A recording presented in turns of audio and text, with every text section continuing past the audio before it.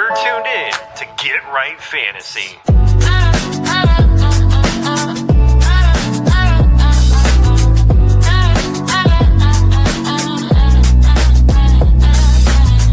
Hey everybody, Adam Rank here. What's up, friends? Daniel Dopp here from the Fantasy Focused Football Podcast over on ESPN. It's Fab, so you're Michael Fabiano from Sports Illustrated. You know who you can trust? If you've got some questions about your fantasy squad, Want to check out a cool show on YouTube that'll help you get ready for the fantasy football season? check out the Get Right Fantasy Network. Check out the Get Right Fantasy Network. If you are not subscribed, what are you waiting for? You want to lose your league? Head on over to YouTube. Check out the Get Right Fantasy Network because they're doing everything they can to make you a better fantasy player. You got to get right with the Get Right Fantasy Network.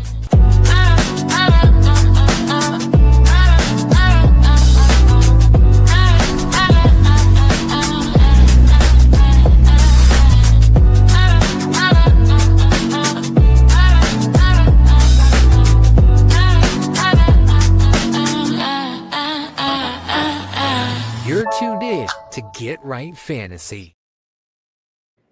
Ladies, gentlemen, all those in between or outside of it, welcome back to a brand new season of Friday Night Mocks right here on the Get Right Fantasy Network. I'm stealing hosting duties from Kendall tonight because I was just too freaking excited. We didn't even discuss that part before the show. That was kind of a dick move on my part. I'm sorry, I'm just too excited. I couldn't contain it. My name is Evan Sather, one of the brand new members of the team. With me, as always, is Kendall VanDerBilt. Kendall, how are you, my friend? It's Friday night, baby. First inaugural mock draft. We've been doing Dynasty rankings the last couple of weeks. I have been watching every other show on the planet, watching what the other cooks in the kitchen have going on. So it's going to be fun. I don't have my rankings pulled up. I'm going a la carte tonight, just off the cuff, just winging it, seeing just how bad Sleeper's ADP is to start the season. It's going to be a good night, Evan. Glad I'm with you. Well, so a lot of folks have been waiting patiently. Should we just get this started right now? Dude, I'm ready to rock and roll, man. I think let's give the guys a little 3, 2, 1, and if we got to pause for a second, we'll figure it out, man. Wait a second. It's Get Right Fantasy. Got to roll the sleeves up. Oh, there we go. My guy came ready. Good to see you, by the way, Vince. I see you up in chat. How we doing? An absolute legend. If y'all don't know, Vince is the man. Host of 3, Scott 2, 1. Let's fucking go. Here we go. Starting with Victorious at the 101 with by the way, in case you didn't see the title, this is a 12-team SuperFlex Dynasty PPR startup. I'm up next. I got to go with Drake May, a guy that Kendall was selling hard on after Josh Allen. Not selling as the kids say these days, but Kendall, so in case people didn't see last night's Dynasty show that we recorded, the buy-sell show, and published today, of course. Would you like to go over why you would consider selling Drake May in the 2026 offseason? Yeah, so the big idea is not that I'm anti-Drake May. I'm actually super into Drake May, but at the quarterback position, I feel like the quarterback position is deeper than it's been in quite some time, and there is value to be had from a points per game perspective by going with a tier down or two at quarterback. And, this is actually going to be a great spot for it, right? Actually, I wanted to pick here because I do want to, this is absolutely razor thin between two guys. Do I do Puka or JSN, baby? This is so close, man. I think you got to go JSN. I like him better than Puka. I'm such a JSN guy. Yes, thank you. I am so glad. I feel like JSN doesn't get enough respect as a top-tier wide receiver just by name value alone. Like, people don't think of him as the best wide receiver in the league. I mean, he was a wide receiver 1 this year, was he not?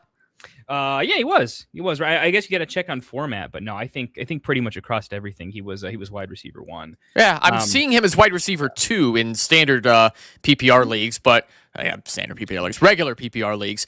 But so far, 3 quarterbacks, 3 wide receivers, 2 running backs off the board, and Luxembourg took Trey McBride. So, I don't believe we set this up as tight end premium, but even if it's not... Yeah, we can't set it up as TEP just because that's how Sleeper... somehow Sleeper doesn't have that. Yeah, devs, Sleeper devs. Yeah. Someone get in the YouTube comments and yell at some Sleeper devs.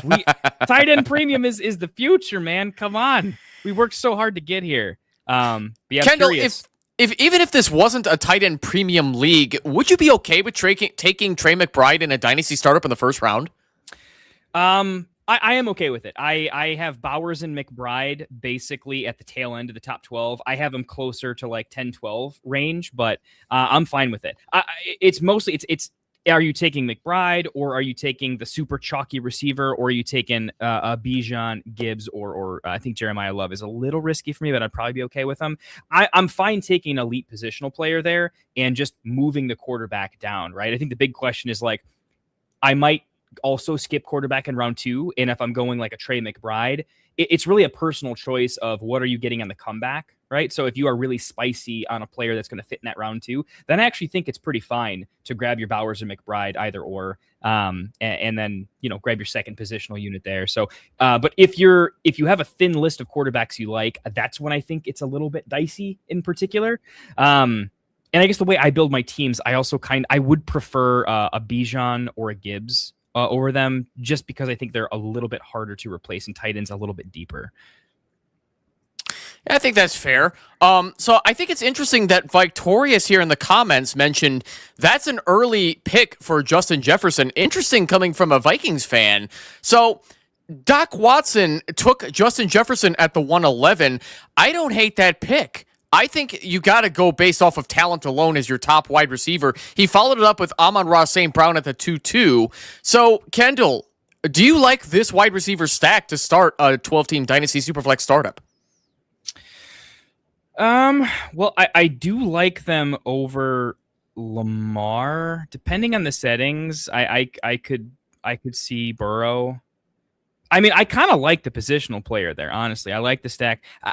I do question. I think I would want to grab one of the chalky running backs there and not stack wide receiver, but that's mostly because I like so many of the mid-tier wide receivers, and there's so many mid-tier running backs that I just despise. So if I go with a stack like that, I always feel like I'm going to overpay at running back at some point in time. So it's less that those two players went off. And I do have neighbors above Amon-Ra, but if we're splitting hairs at that particular point, I think I would go just outside of wide receiver. It's personal choice, though. I got to see a couple more boards to see. Yep, and guess what I'm about? Oh, fucking goddamn it, breaking ball. I knew he was going to take Caleb. I'm pissed. I wanted to grab Caleb as my second quarterback. I thought about him at 2-6. I really did. I'm going to get spicy here. I'm going to go Jackson Dart here, and I'm probably going to hate myself if this was a real league, because I am actually scared for Jackson Dart's future, because Brian Daboll almost ruined him with getting him in a play style with multiple head injuries. He had one confirmed concussion against our Bears, and now he's got Matt Nagy as his offensive coordinator. Dart, I think, is going to have to run for his life the way Justin Fields did under Nagy, but I don't know. What do you think, Kendall? Do you think Dart is going to be set up for a shitty like Bears-style offense when Justin Fields was with us? No, I'm pretty into Dart. It's one of the things. Dart had very few weapons. I mean, I love Wandale. Me and Mike are leading the charge for the Wandale fan club here. But realistically, he lost Scadaboo, right? They just didn't have a lot around him, and he still did pretty good. You put a lot of other quarterbacks in his place with what he got, and they would be so much worse. The fact that he did what he did with what he had, tells me I feel pretty good about that. Right? It took guys like Trevor Lawrence with plenty of stuff, a lot of steam to get there. I've seen more talented quarterbacks play worse with less. I think it's a good trial by fire for his rookie year. He didn't have stuff handed to him. He had adversity. He had his own injuries to deal with. And that's a good. He packed a lot of learning into 1 year. Now he gets elevated coaching, and the head coach is not going to let the offensive coordinator cost this franchise something. That it's too well run historically when you look at 10-20 year windows.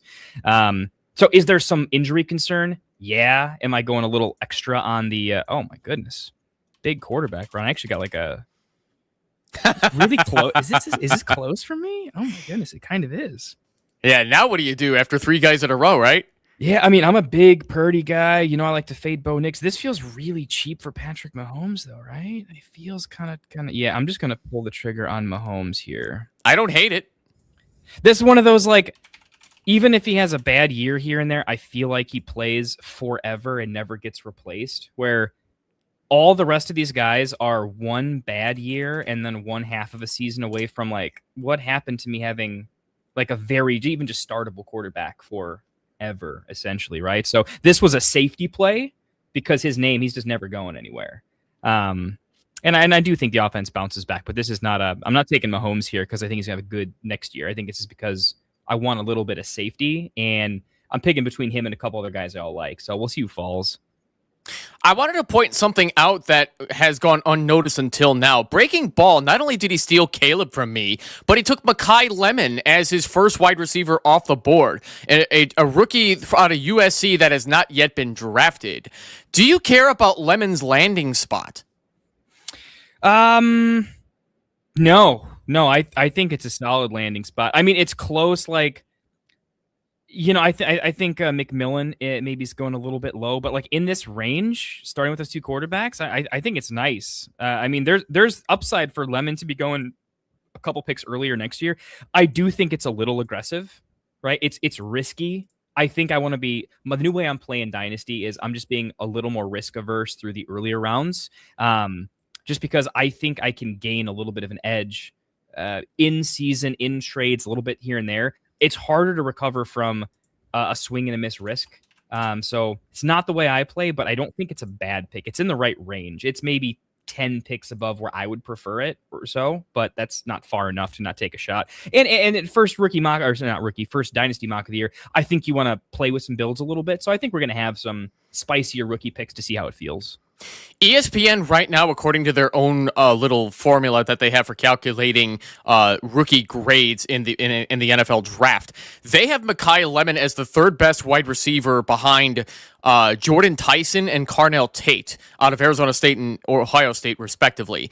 What I meant by that, my last question, Kendall, I don't know. We don't know yet who's going to draft Mekhi Lemon. What I meant by landing spot is, do you care what team he lands on that could produce his or maximize his fantasy value? I mean, I certainly care, but I think he's relatively sort of, proof. I mean, do I just take Tate here? Why not? No, dude, I'm going to do it. Yeah, Garrett Wilson. See, I'm still a believer in Garrett Wilson, even though he's a New York Jet. He's proven he can be a top 10 wide receiver. I love that as your second wideout off the board. Yeah, I wasn't ready to take the rookies just yet, right after. I mean, I literally just went on my... I had to think about it for a second. Like, we're kind of getting to the point where I like Tyson and Tate here. But for me, that pick was probably between... I mean, I like Garrett Wilson there, but I was really thinking Egbuka there. So for me, this pick is Garrett Wilson or Egbuka, essentially. I was taking one of those two. But I do think I need to lay off wide receiver a little bit early. When I reach down the board, there's so many guys that I want a little bit later on that aren't going to come back, as everybody knows. I mean, everyone knows I want Rome extremely badly, and I'm starting a little bit wide receiver heavy, so that might be a little bit tough. I like BTJ a little bit more than a lot of folks do, so I'm probably going to have to be a little less wide receiver crazy earlier on to make some room later on for those guys. So my first observation. Hey, Kendall, guess what? Carnell Tate, baby! Yeah. Dude, we get draft a lot. Yeah, we gotta risk it. I mean, Carnell Tate. I did not watch a lot of Ohio State football, if any seconds of Ohio State football at all. But I mean, from a house that built Garrett Wilson, of course, I'm gonna definitely take Carnell Tate. If this is definitely a dynasty startup. And of course, Victorious takes Tyson off the board as well. Now I'm going to follow that up with a more solid veteran. Do I go? Yeah, fuck it. We're going to go Romo Dunze here. So taking rookies this early in a dynasty startup, Kendall, if you're looking to win now, is that a good idea? Or do you just look to be somebody in a decent draft position where you could start hoarding first and then just keep building on youth? Yeah, I'm a big fan of... I don't really ever draft to win now. I think it's inflexible, and it puts you in a bind where you're just not ready for the bleed, the value bleed that could potentially happen there.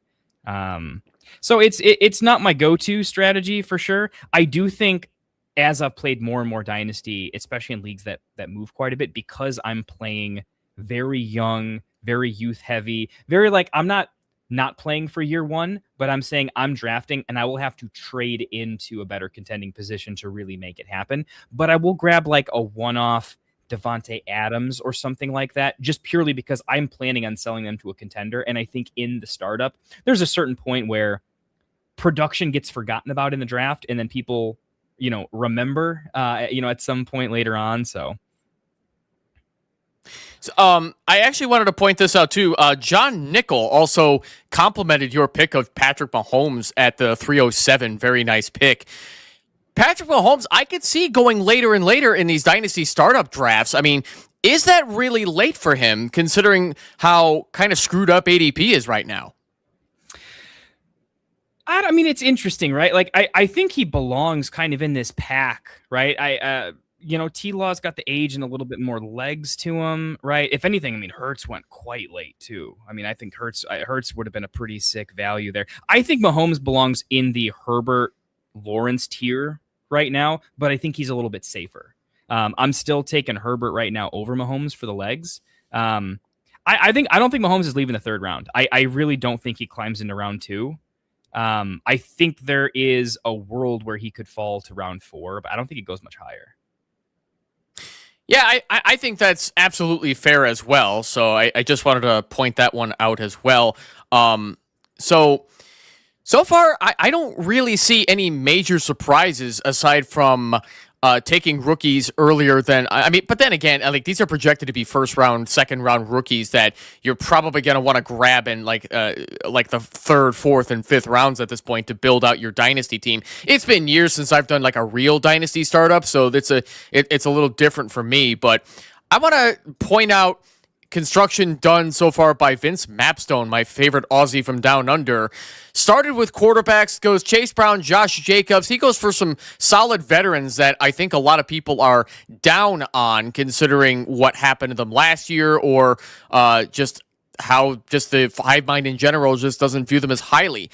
Would you be happy with a start like this in Vince's spot? Would I be happy with it? I mean, he's set up to win right now, in my opinion. It's not necessarily the way I like to draft. Jacobs is a particular pick. I mean, it's balanced, right? I don't see anything wrong with it. I think that he got stuck with some pretty tough spots, in my opinion.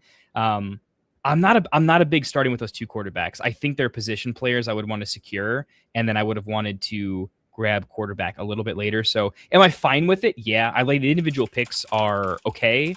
Outside of maybe Jacobs for me. I think it's a good start. I think he got sniped in a couple of spots. I would really just change the Jacobs pick, and we're selling Chase Brown, right? So not my personal style, but I'm not going to knock it for the build quality. Yeah, for sure. And yeah, just in case you guys haven't watched the Dynasty buy sell video that Kendall and I recorded last night and published today, I'm still selling Chase Brown. I am quite possibly his biggest fantasy hater, being that I think his production is not sustainable, and I think he's going to be hindered just by the way the Cincinnati Bengals suck on offense, which is weird to say considering that they got all these amazing superstars that they're just wasting the careers of. It was in 2021 when they made it to the Super Bowl because the Brown family actually paid their defense. And then when they cheaped out on the defense, all of a sudden the Bengals are back to being a barely floating at 500 style team. But ultimately that's not going to stop you from taking Joe Burrow early in a dynasty startup draft. I think the 2-1 is kind of a sick value for Burrow. What do you think, Kendall? 2-1 for Burrow. Yeah, I mean, I liked the Burrow value more than Lamar. Lamar is getting me a little bit scared these days. I mean, new coach is a little bit interesting. The injuries kind of doing a thing is a little bit interesting. I mean, they're upside picks. I'll give it that. I like the Burrow pick better just for like long-term longevity. Yeah, I don't know. I mean, I gotta think about my tiers in terms of where I want to take my quarterbacks in relation to everybody else. But I think it's hard to argue. I mean, when I'm looking at like Genty's got a little bit of risk there. I really like Hampton and Achane, but like, would I? These guys go in a few picks apart. Like, would I trade Genty for Lamar, Burrow? And it's like, yeah, give me the quarterback, right? So when I look at the positional value next to them, it feels pretty good. When I look at Vince's build, I don't love that there was a bigger teardrop than I think I anticipated at the positional players, and that's where it hits me. I'm kind of mad at the Hershey's person because I really wanted Quinshon Judkins and I got sniped. You guys are doing great at sniping me tonight, by the way. Right. Oh, my goodness. But anyway, I grabbed R.J. Harvey as my second running back. I was not big on R.J. Harvey in his rookie year, as I was worried that he was just going to become like the next Javonte Williams, where he was just going to underperform and stink up the joint. But that was until Javonte Williams joins the Cowboys, and then all of a sudden, he gets really good with the volume that he got fed in a much more functional offense. So, at this point, does R.J. Harvey have any reason to do worse than he did in the second half of his rookie year? I worried a little bit about some of the pure talent and pop I saw from him, his explosivity and burst at the NFL level. But I do like that he didn't make a lot of rookie mistakes. He did his job. He had good ball security. He was very effective on third down, not just catching a lot of passes, but catching some touchdowns as well. So I think he secured a pretty strong role. I do want to see a little bit more in the running game in general, like his actual run. I feel like if his touches come down a little bit, he could be known more as a shared backfield, but probably the guy for a lot of the high leverage touches. The thing that I like about RJ Harvey is even if he's not like amazing, I think he's got a really nice role on a nice team and a pass catching role in a team that is probably losing pass catching weapons versus gaining them. So yeah, Vikes' analytics are pretty terrible, and they were. I mean, he should have broken more tackles. He absolutely should have created more separation. So that worries me a lot. I need to see him hit the weight room and make something happen this offseason, like quite a bit. This is just too much value for CJ Stroud, right? There's just no way I'm not taking him here. In SuperFlex, like that's incredible value. I've been recommending people to buy CJ Stroud now that they finally got an offensive coordinator who I'm hoping will do a much better job with the weapons that he's got. But I mean, they got to fix that offensive line in Houston. It's really terrible, just like Harvey's analytics. I also wanted to bring up, I blame Pierce's comment about Lamar Jackson we were just talking about along with Joe Burrow, that he had the calf issue and then he took that cheap shot to the kidney. No need to worry about Lamar. Did we forget the season he had the year prior? I agree with you. I blame Pierce, as you have Lamar Jackson in your avatar, of course. I've been really angry at all of the Lamar hater comments, acting like he's this bad quarterback, I say in air quotes, and that he can't get it done when he had a 41-4 touchdown to interception ratio in 2024. Now, I mean, granted that was, the season before and not last season. It's shown that Lamar Jackson absolutely can perform with the right coaching staff. And now he's got Jesse Minter as his head coach, and I forgot the offensive coordinator that they hired. But, I mean, thank goodness it's not Greg Roman anymore, right? Yeah, oh my goodness. Amen to that. You are not wrong there. Man, I even hate just the name in and of itself. That is brutal. This is crazy. I'm going way down the board. I'm like, I need to get some people starred here. I'm so unprepared to like this ADP is absolutely outrageous. It's already throwing you off that you're getting 40, 50 picks down the board in the rankings and realizing, oh, there's guys down there. There's some guys left. I should have known the Ravens hired DeClan Doyle. He was our offensive coordinator on the Bears last year. Oh yeah, I remember seeing that in the news feed too, and thinking like, ooh. This is some fun stuff. Like the Bears coaching staff has never been like a top tier acquisition before, so it's kind of fun. Normally it's the opposite. Normally it's we got Lazar and this and that. That's pretty fun. I might have to be a Lamar truther just because the Bears energy is going to rub off on him, right? Yeah, and then I blame Pierce also mentioned the Joe Lombardi on the offensive staff as well. I think that's another good hire that the Ravens got too. Yeah, I think so too. I think we had some underrated folks on our staff, to be honest, and they got to pop a little bit once we had a just a better organizational leader at the helm that kind of allowed them to shine a little bit. So, and good for them, right? Being attached to the Bears was not exactly a career maker for a while there. And it all came together, and good for them. I'm happy to see him doing well in other spots, right?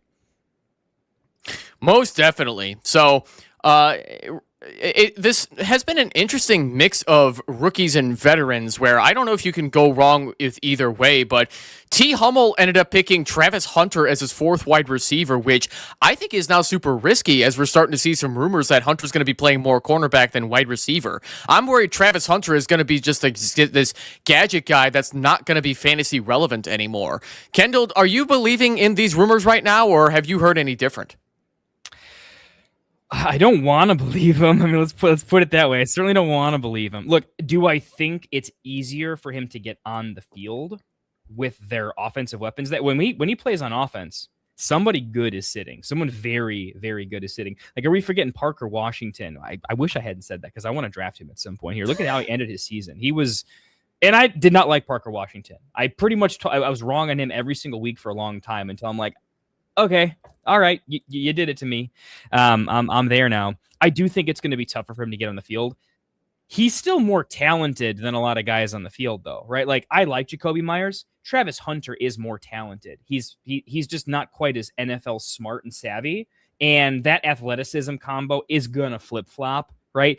If that happened next year, if Jacoby loses one step and Travis gains it, that's enough. If Parker Washington... I don't actually know his contract situation, but there's a lot of paths to the first half of the year being bad for Travis. And then all of a sudden it's Dynasty. We play in long windows. I can see him coming back and having the role I thought he would have, which is he's going to play a lot of defense, but he's also going to be like an Isaac Tesla. He's going to have some high leverage stuff, and he's going to run some JSN deep stuff. And overall, I've cooled quite a bit on Travis Hunter. Like, I've just cooled off a lot. The team signed too many good players, and it started to work when he was injured. That doesn't feel good, right? You know, from a coaching standpoint, you got to take that into account. And he's taking him in the 8th, right? There's a couple guys I would still take over him that are just way safer. But if he hits, like, it's pretty nice when he hits. At this point, I just think his upside is a little bit capped. So I would have taken Pearsall over him, but once we start getting to like the 8-10, maybe, if I took all of my picks, yeah, I'm taking him at least by the turn. I'm not letting him pass there, I don't think. I was for sure taking Pitts over him, but I'm not seeing many guys that I feel great about left on the board that I want over him. Yeah, no, there's really not a lot of choices at that point. I mean, we're starting to get into almost a double-digit rounds. We're starting to get into the nitty-gritty of depth, and you have to really think about who to get at this point. Do you start taking chances on rookies? Do you go after a Shedeur Sanders like I just did, which makes me want to vomit if this was a real league? But I needed a third quarterback at some point, and like I was saying on the Dynasty buy-sell show last night, I don't believe Sanders is losing that starting job, because I'd be very surprised if Deshaun Watson can ever suit up again for the Cleveland Browns, considering the 2 Achilles tears he had within a 90-day span. I don't know if this guy's going to be NFL ready ever again. Like, they paid him all that money, so they have to keep him on the roster, but I don't see how he's beating Sanders as the starting quarterback at this point. Yeah, I honestly can't disagree with that too much.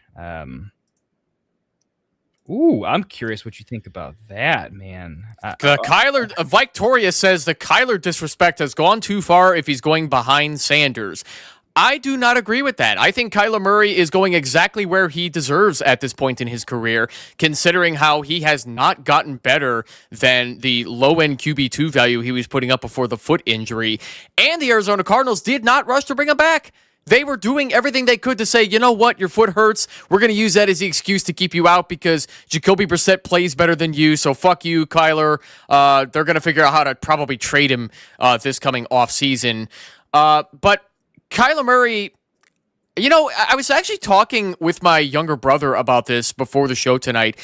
Wouldn't it be some shit if Kyler Murray got traded to the Raiders and then the Cardinals end up drafting Fernando Mendoza? Dude, that's okay. That is pretty spicy. I hadn't actually considered that combination, but that's they would have to trade Max Crosby first to do it because Kyler's really expensive. But it seems to me the Raiders are pretty set on Fernando Mendoza based on everything we've heard and read, right? Yeah, I mean, it sounds like right now that, at least from what I've heard from some inner circles, that Brady wants him.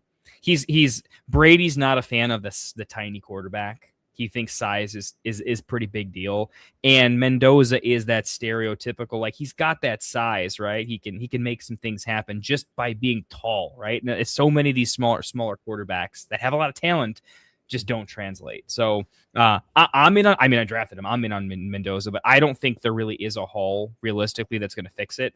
You could put 100 players on that team until they get like an adult at quarterback. The rest of the team just doesn't even care, right? You need a champion that's going to make everyone else 5% better. And Mendoza had the right college coaching, the right attitude. There's an X factor to drafting him. It's almost like you're adding to your coaching staff. It's an efficient play, and that's why there's not really an amount of draft picks I think that's going to take to get it done. He's going to stay. Definitely. John Nickel also brings up a good question. Do we think, is it going to be Kyler Murray or Tua Tagovailoa to find a way to start next year if they are cut or traded from their respective teams? Honestly, I would bank more on Tua than Kyler. I don't have any firm reasoning behind that aside from vibes, because I think Tua more or less, Tua turned the ball over, but Kyler Murray is a big interception thrower too. They're not the same quarterback. Kyler definitely rushes better than Tua, but I would go with Tua just based on what he had to work with the Dolphins. But to look at it another way, Kendall, do we care either way considering how bad their careers are going? We care from a trade value standpoint, right? We care from when do we pick them up, buy to sell, basically, right? Do we just find an opportunity where you see how sometimes in Dynasty, literally just a guy's going to spot start for like 4 games or less, 3 games? What did Flacco go for? It wasn't just a 4th. Some teams that really needed that position, you could sell him for a 3rd. And when you compare that value to something else, it's like, ooh, that's a thing. So I do think it matters a little bit, but I'm only thinking short term. Like, I don't think either have careers in the NFL anymore because the 2027 class is going to reset the quarterback position. So I think it's going to be a little bit bad right now. 26, obviously a terrible class. But then 27, a bunch of people are going to get drafted, and I think they lose a lot of value in 2027. So I'm kind of future-proofing them for 2027. Short term, they might add value. There's a lot of teams that need quarterbacks plus some injuries. I just don't think they ever get back to like a full-fledged starter, in my opinion. Kyler, maybe you could blame some coaching, maybe. If Tua stays healthy, though, I'm kind of with you on like Tua could be a better bridge than Geno. Like Geno was god awful, right? Like could Tua be better in a situation like that? It's gross to say, but it's very possible. I mean, he's accurate and a quick thrower. I think you put him with a smart head coach, OC coordinator that already has like okay weapons. Like, can he do an okay like game manager? I actually think he can. Definitely. Well, Victoria says Kyler is going to be playing for the Vikings at some point, in my opinion. So, assuming J.J. McCarthy, who JWN71 took in the 10th round at the 10:05, assuming he does not pan out, just because I have not been liking what the Vikings coaching staff under Kevin O'Connell have been doing with J.J. McCarthy, giving him practically no confidence to be able to build up his completion percentage. Like, give him some easier screens. Give him some slant routes. Like, I don't understand what the hell they're doing up in Minnesota with J.J. McCarthy, considering the lack of arm experience he had from throwing the football at Michigan. So, are the Vikings a realistic destination for Kyler Murray? I don't think so. And here's why. Like, they just swung and missed in the draft. It was bad luck. It was just kind of a bad everything, right? Kyler's got some stink on him, and he's not coachable. So are you going to take someone could say like, oh, Kevin O'Connell's a quarterback whisperer. He'll make Kyler work. On the opposite side, you could say, are you going to make Kevin O'Connell look bad by giving him an impossible prospect that probably wants to play esports? Like, I just don't know if you ruin, and if it goes bad, like if it goes bad with Kyler, you all of a sudden sound like the Atlanta Falcons, right? Like just can't get it right. No plan, no direction, get an adult in the room. Kyler to me feels like, dude, you guys never had a plan. You're just throwing out ideas, right? I want something more structured, and Kyler's too risky plus not long-term thinking. I don't like it.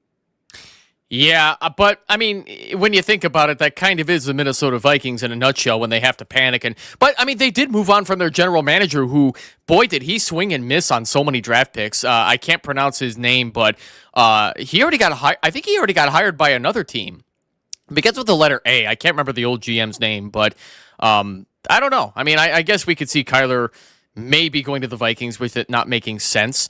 What else doesn't make sense to I blame Pierce is the Michael Pittman Jr. disrespect continuing. Michael Pittman got taken at the 10:08 after Alec Pierce. How do you take Alec Pierce before Michael Pittman, being that you took Pierce, Kendall? Dude, I love Alec Pierce so much, man. I'm so in on Alec Pierce. Like, that's news to me. Wow. Alec Pierce made Anthony Richardson look good. Find me another player that can do that. I mean, seriously, name one. Give me one that can do that, right? There are very, very few people.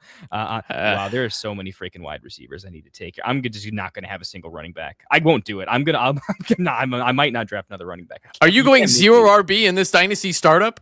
Well, I went early. I pulled the trigger on Achane in 2, That's and then true. I was really happy with Brees in 6. And there's like 2 running backs that I can tolerate left. So I might buy one when they don't do anything. You're gonna say I'm gonna hit my run later on of all of my like RB 4-5s that I still kind of have some faith in, but like the Tracy, the Dowdles, I can never get behind the like. Literally in 1 year, they could move down like 5 rounds in the draft board. It's so volatile, and the upside's there, not there. So I'm consistently at running back saying I want to get a stud. I don't need 2, but I want a concrete, definitive. I know what's good, and then I want to take lots and lots and lots of shots at guys that can just mix in throughout the season. I'll solve my RB2 in-season type of play and then load up everywhere else. A lot of people go 0 RB. I'm never going back to 0 RB. Solving RB1 and 2 is just, you're always going to overpay, in my opinion. So I'm at least hero RB, and I'm kind of been leaning to like, if I draft 2 stable RBs, if one of them gets injured, I'll just not win that year and I'll sell, and that's fine. But if they stay healthy, your guys are in trouble. That's kind of my theory. Yeah, I would kind of agree with that theory as well. I mean, I wouldn't avoid Michael Pittman underneath Alec Pierce, but I mean, I am going a lot more veteran.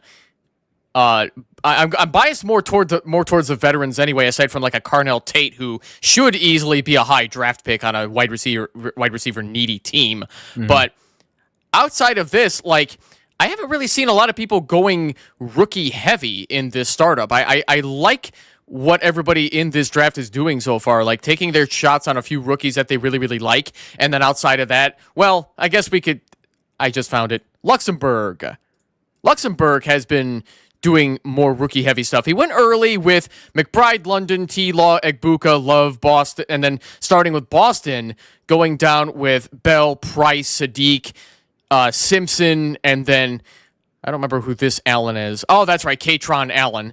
I guess if you're not necessarily looking to win now, this rookie draft class I'm not super excited about, but would you be happy with this roster so far, Kendall? Let's see. That's the range of quarterbacks I want right there. I love that he was able to get, McBride and London before the quarterbacks. That feels really, really nice. So that's elite stable. He never has to draft a tight end ever, which is kind of nice. I like that. I don't think those RBs do too much, but I mean, I haven't really scouted them a ton. So it's like we're mocking when this would clearly happen post draft. So I think if he's drafting the way I think he is, he's probably drafting guys he likes, but obviously those picks will be like any running back in that range that makes sense just based on his build, right? He went 0 RB through 8 and then hit a pocket where he just had to. So I think those RBs are going to change positions, but I don't hate this play. I like the quarterback and where he took them and how he took them. So I don't mind it. I do think this is a build that he's probably going to move some players around at the time of contention, right? I could easily see him flipping a quarterback at some point. I like the build. That's a build that I tend to be closer to. So we have a question from JP Tay. Where would you take Talon Green, Arkansas's quarterback, in a 5-round rookie draft? Obviously a project quarterback. Yeah, obviously is damn right. He's not a guy I'm looking to draft at all, because outside of guys like Mendoza, Simpson, maybe Carson Beck and Trinidad Chambliss. I am not impressed with this rookie draft class so far outside of Simpson and Mendoza. Would you even take a look at him, Kendall, Taylon Green, in a 5-round rookie draft? Not really. I mean, I know he's a project quarterback. Does he have a space in here somewhere? Yes. But it's got to be okay. Let me actually give you like a ranking of like where I'd start looking at him. There's so much trash in here that I like players I'm just never drafting, so that's a little bit difficult. I can bring it up at some point, but he's not going in the first 15 rounds. Like this has to be like a last round or two. And the reason for me is most of my teams that I load up on players, unless the roster spots allow for just too many roster spots, I feel like there's so many worlds where he's actually off my roster before he has a chance to do anything. And so I actually think there's a good chance that I would rather use that roster spot for somebody else and pick him up later on. I guess that's the way I'm thinking. I haven't historically liked those super deep shots at quarterback. I feel like even when they get a little bit of a spot, they get replaced even when they get a little something.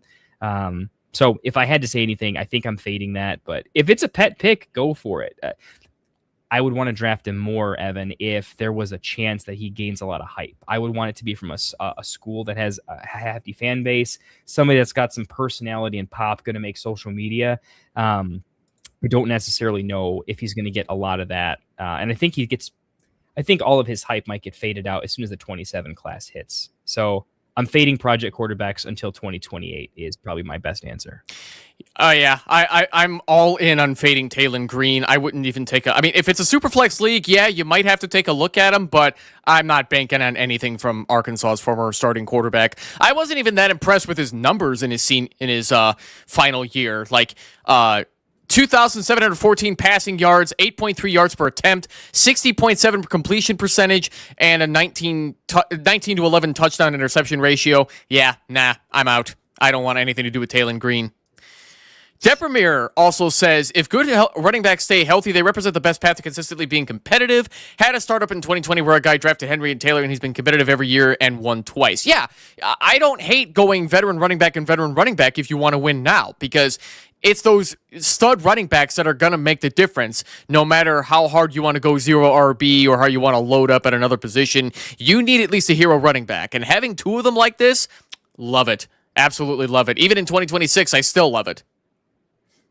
Yeah, I definitely agree there too. Man, it's tough when you only got the 5 bench spots and you're like, oh, but I want to keep taking more players, man. Oh, man. So Victorious is wondering, you're not taking Tyjae Spears here? Honestly, once I get to this range, I really rely on me having sorted all my players by a watch list and queued up. And 30-second picks are pretty brutal. You got to go with what you see, right? So I'll totally admit Gainwell was the last pick. I was like, oh yeah, that makes sense. I wanted to start taking a running back or two at 14 and 15. Just the way I had it sorted was like, oops, I'm taking McMillan here. Yeah, Spears would have absolutely been in contention. I tell you, I like Isaiah Davis, Braylon Allen more than Spears, just to like take over a little bit. I like Caleb Johnson was actually who I really probably should have taken at that spot. That could be pretty interesting. But I've got Gainwell. If I could have doubled him up, actually, that could have been pretty good in 14. I like Spears. I want to take him later, though. I don't like the Titans. I don't like Cam Ward. I think they need a lot of help. I am a Spears guy, but I would want it a little bit later. Yeah, and you took Jalen McMillan over Tyjae Spears. I mean, I would much rather bank on McMillan over a Tyjae Spears, where we were just talking about this last night on the Dynasty Buy-Sell show. Tyjae Spears, with the injuries that he's had, has pretty much limited whatever upside he had remaining to be anything worthwhile on the Tennessee Titans. And with this new coaching regime, they have no reason to even be loyal to somebody like a Tyjae Spears. I think they're going to definitely look to draft a running back and clean up that backfield, being that Tony Pollard is not their long-term answer for the Titans. He was a holdover after they let go of Derrick Henry to go sign with the Ravens in free agency, which I still can't believe that organization let him do that. What a bunch of idiots. Right? I'm with you on that one, man. And speaking of running backs who are out the door, Rico Dowdle is probably not coming back to the Carolina Panthers. Chuba Hubbard probably went too low in this draft. I don't even know where Chuba went, actually. I'm trying to... 14-8. He went after McMillan. Wow. Yeah. Holy fuck. I just noticed that now. Yep. Yeah, no, that's an amazing value pick before Caleb Johnson. I blame Pierce also mentions Caleb Johnson I like more this upcoming year. Arthur Blank, Mike Tomlin, and the old Steelers regime hated this rookie. Yeah, honestly, I agree. I thought they were a little too harsh on a guy who needed more time to develop in the NFL. He was a third-round draft pick. I think Caleb Johnson went to Iowa, if I'm not mistaken. Caleb Johnson, I mean, we had a lot of people in the fantasy football world during the 2025 NFL season who were like, oh, get ready to sell insurance, Caleb Johnson. And it's like, hey, yo, can we take it down a few notches? He's a rookie. He needs time to get acquainted with the NFL level. Not all running backs hit right away. Sometimes there are those players that we're just wrong about, not limited to like Geno Smith and Super Bowl champion Sam Darnold. Am I right? Like Caleb Johnson, does he get a better shot with this new coaching regime in Pittsburgh? I mean, I don't love the coaching regime in Pittsburgh, but I do think Caleb Johnson is going to be fine. I think he's talented. I mean, he had just the worst luck I've ever seen. Why you have I could echo what we're all thinking, right? The point is, I do still worry about that coaching staff a little bit. I think the team's not very good, so that correlates really poorly with the running back position. I don't love him next year. I love him in 2027 when I think he'll get a better shot. But I think he gets on the field this year, and I think he's more talented than the running backs on the field. We'll see about coaching. I'm in between on Caleb. I should be spicy on him. I'm tempering my own expectations just because it's running back. I never want to be too spicy on like, I'm going to nail this running back. I haven't been that way since like Chase Brown when he was free. But we'll see. Tentative. Yeah, I would say Caleb Johnson is a perfectly fine 15th round pick in the very last round if you need to take a shot on a running back who could be fantasy relevant at some point. Rafi Bomb 69. Hey, just getting on the stream, broskies, at bowling, LOL. Some pretty nice startup teams. My first actual startup draft. We love to see it, Rafi. And I think he did really well for a first startup draft, getting a nice, healthy mix of rookies in with some veterans. Still believing in Juwan Jennings, which is a bit of a shock to me. But in the 10th round, do you really hate that pick? And then grabbing Mac Jones as a third quarterback who, for whatever reason, could see some relevance in a Superflex league. So let's take a look at Rafi 69 Bomb's team, though, Kendall. Starting from at least the first 10 rounds, what do you think? What do I think through 10? Going with the spicy pick on Genty, I'll just throw it. I'm definitely a Hampton and Achane over Genty, unfortunately. But it's close. I do like... Again, we got no QBs through 6. That's kind of the style I want to play. I want to go mid-tier quarterbacks for the most part. These are risky, though. I don't love Bryce Young as my second quarterback. That feels that feels pretty spicy. I do think there's what was he hoping came back? Like, I don't love that Bryce Young's QB2. I think that's the biggest thing that sets this team up. Is Bryce Young hits a really bad year, I think we're gonna have to overpay. So I think we rework that a little bit. But where we got Tet, fantastic. I think me and you are pretty in on Lad McConkey. So hopefully that comes to fruition a little bit. Got super young later on, no problems there. I might have gone a different route with Jennings. Like, knowing that Bryce Young's my QB2, I think when I look at Jennings at 10-3, I think going with a safety pick in JJ McCarthy probably helps shore up the Bryce Young. Between Bryce Young and JJ, it gives you a little bit of pivotability, which I think I would have done. But outside of specifically being a little more aggressive on quarterback, I like that quite a bit. Also, great value on Tyler Warren. I think when you see where Brock Bowers went compared to Warren, I think Warren's probably going to be on the up and up a little bit. I don't think he pops the way those guys can, but in tight end premium, I think that's pretty good value, right? I expected Warren to go soon after Loveland, and the fact that he went a little bit later, so that's nice. I like his first 5 rounds a little bit better than his next 5, but I like the build order. I think we got to spend some money on quarterback. Yeah, I mean, if you're not looking to win now, I don't necessarily hate this squad where you could potentially finish near, depending on your dynasty league setup, finish near the bottom, get in the consolation bracket, win the number 1 overall pick, and then just keep building from here. I mean, Shuck and Young, like, I think they're just enough to get you by fantasy-wise. You might not be winning a lot of games with both, but they've shown that there are upside weeks in which they can win you some close weeks. So I don't know. I think I could argue that these are not completely horrendous quarterback picks. At least they're going to get some playing time, unlike Mac Jones, who is probably going to be sticking with the 49ers. They do not want to trade him. I think that's fantastic for stability. And if something happens to Brock Purdy, you've got yourself a third startable quarterback there. Yeah, I mean, I like that a lot too, right? It solves it later on, right? I mean, Troy Franklin was such a chalky pick. I thought about it there, but potentially going Brissett over Troy, like adding just one more layer to it. There's a couple pick order things there.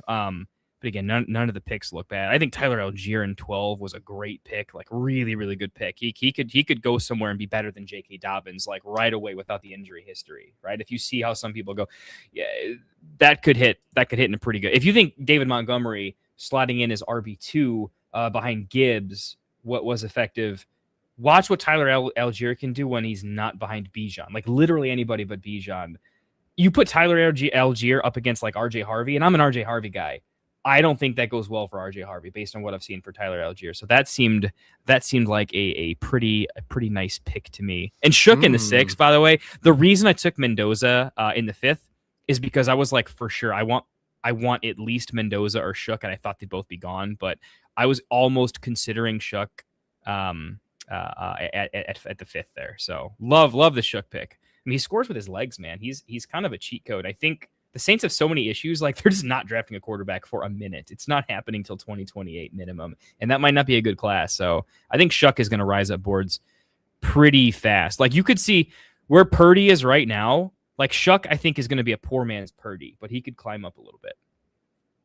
Yeah, no, I certainly don't hate that either. I want to go through Victorious's team here, being that he did take Kyler Murray and Tua Tagovailoa behind Josh Allen sitting in the first slot here. So if you're not necessarily looking to win right now and you want to take a chance on two guys who are really plummeting in their dynasty values, and we don't know what's going to happen in both of their futures and whether or not they're going to be starting quarterbacks ever again for another NFL team. The 9th round pick for Kyler Murray and 14th round pick for Tua Tagovailoa.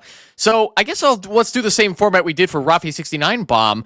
First 10 rounds, being that I think the first 10 rounds are going to matter most, being that there's 5 bench. What do you think of Victorious's team, Kendall? I like it.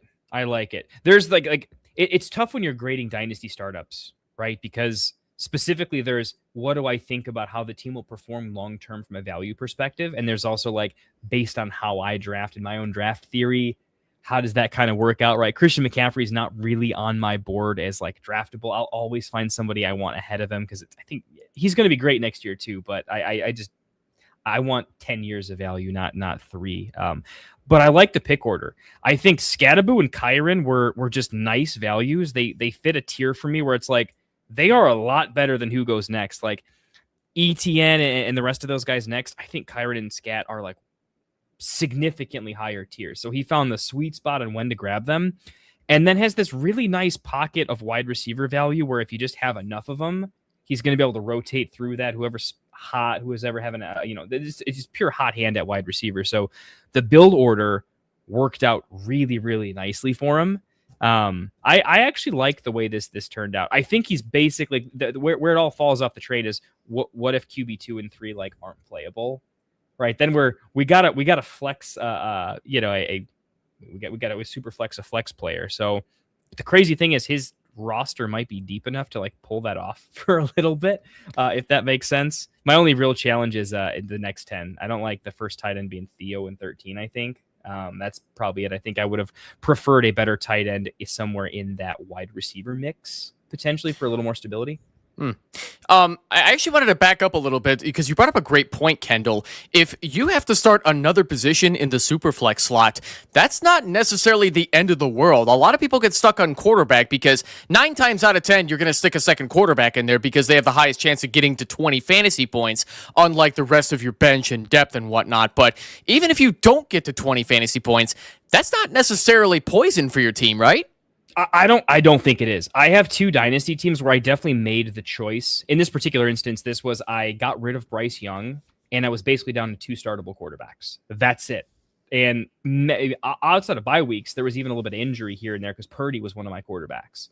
So I had like Trevor Lawrence, and that was it. Absolutely it. It was almost a day I didn't have any quarterbacks at all. I ended up getting second place in that league, and I have a young team, not a win now team. It all worked. That's the team I was telling you about the other day when we did our stream yesterday, our pre-recorded, was where I didn't care about bye weeks because the stability of my wide receiver core, along with RBs that were good through RB3. Right? Like infinite rotation. So bye weeks weren't a thing. I crushed the middle of the year. And by the time the playoffs came in, it didn't matter what happened. I could always play the hot hand or the matchup all the way through the end of the year. And I did not miss having a rotational QB3. I didn't miss that my QB2 was occasionally not playable at all. I really didn't miss it. So I think if you have to draft a certain way for it, but I think you can make it happen. And when you're going to do it, having Allen at the 101, like that's the build to do it, is when you have ultimate stability at QB1. That's when you pull it off. So good guy, I like it. Let's do one more team here before I got to transition off and we bring in Classic Mike for the second draft.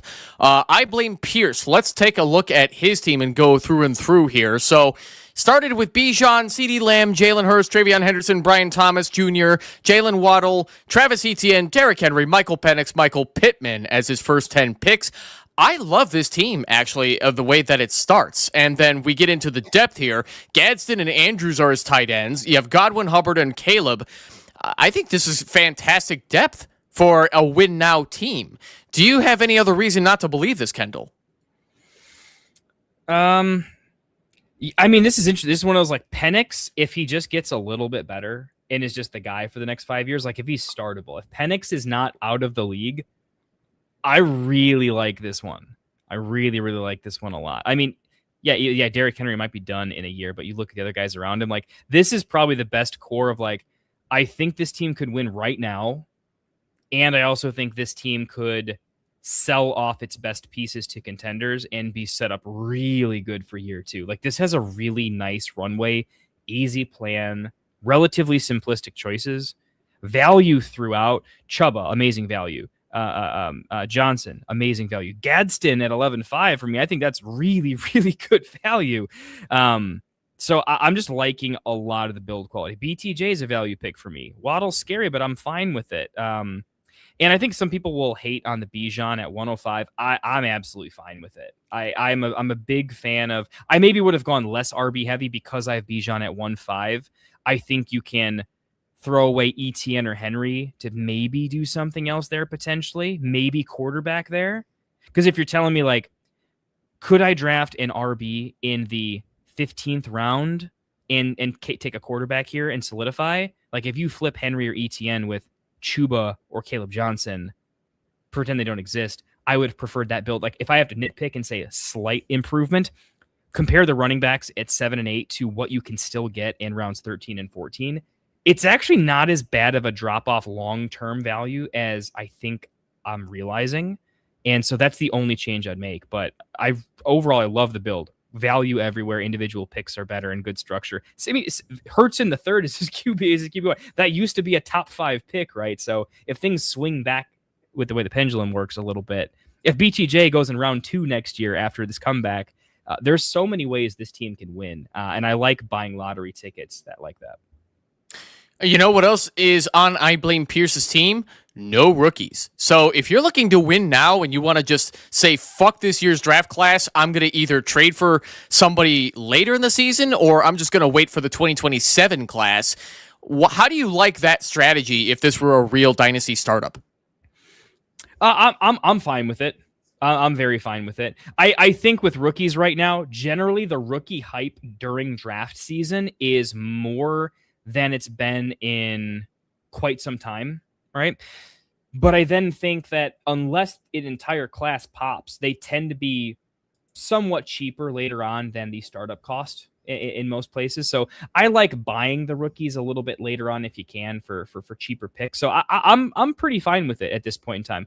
I'd want to take a stab here or two, partly for fun, partly for a mini skills competition with yourself, like, kind of cold shot, right? And it gives yourself probably the most upside to really hit. But I think when you get in the middle of the year, there's so many tickets to sell to other teams because they're going to produce, they're a known commodity. The trade value this team's going to have if it doesn't make the playoffs or gets injured is pretty obscene.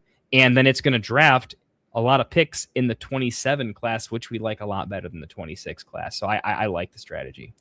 Yeah, I think I do too. I think it's pretty phenomenal here. So in case you guys haven't seen the chat, we are going to get the second startup draft going right away. There are 2 seats left. Kendall, maybe you can confirm this if that's still the case. Let me take a quick peek here. Yeah, I got we need the 102 and then pick 7, and we are good to go. 2 and 7. I was making sure I'm in this draft too. Yeah, okay, yeah. We need 2 and 7. We need 2 people, and we'll be ready to go. I'm looking forward to this too, man. Because now actually, I said at the intro, I don't have anybody queued. I don't have anybody starred. It's going to be an interesting little race to see how I can figure out Sleeper's ADP. So I think my second mock will be a little better than my first. Evan, in close though, how'd you feel about your team? How'd you feel about my team? Just real quick. Yeah, so before we bring on Mike and then I sign off for the night, I was just kind of fucking around. I'm going to be honest. Like I was kind of loosely following ADP and trying to avoid most rookies as well. I was willing to take a shot on Carnell Tate because he's expected to be pretty damn good coming out of Ohio State.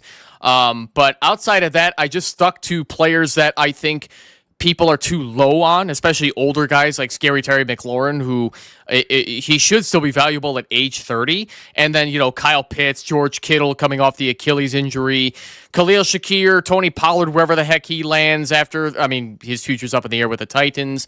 And then Isaiah Davis, assuming Breece Hall is gone from the Jets. So, this is not necessarily a win now roster, but it's at least good enough to, maybe keep me in the consolation bracket and then just be good enough to win the consolation bracket to win the 101. And that's my mentality, though, based on my own Dynasty home league, where you have to win your consolation bracket to win the 101. Most Dynasty leagues don't even do that, which shocks me. Yeah. I kind of agree. I think it should be a little bit more prevalent. I understand the reasons why, but I'm kind of with you on it. Should be more. Okay, so now that I got that out of the way, let me hide this comment and let's bring him on. Classic Mike Herrick. Classic Mike, how you doing? Long time no see too, man. Oh, how you doing, brother? So, did we get that last spot picked? I think somebody typed one in the chat. We just got one left that we're trying to fill at the moment.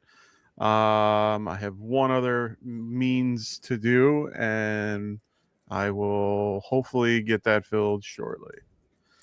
Alrighty, I will leave you two to it. I got to get going. I got to sign off for the night. Got to do a few more things before I turn in. So, gentlemen, have a great weekend, especially Valentine's Day for the both of you. Not sure if you guys are doing anything with your wives, but have a great weekend. Yeah, we'll see what we got time for. Yeah, Evan, I know. Yeah. Go chill, man. Have a social life, buddy. Tell us how it is. You know it. Later, guys. Take care, brother.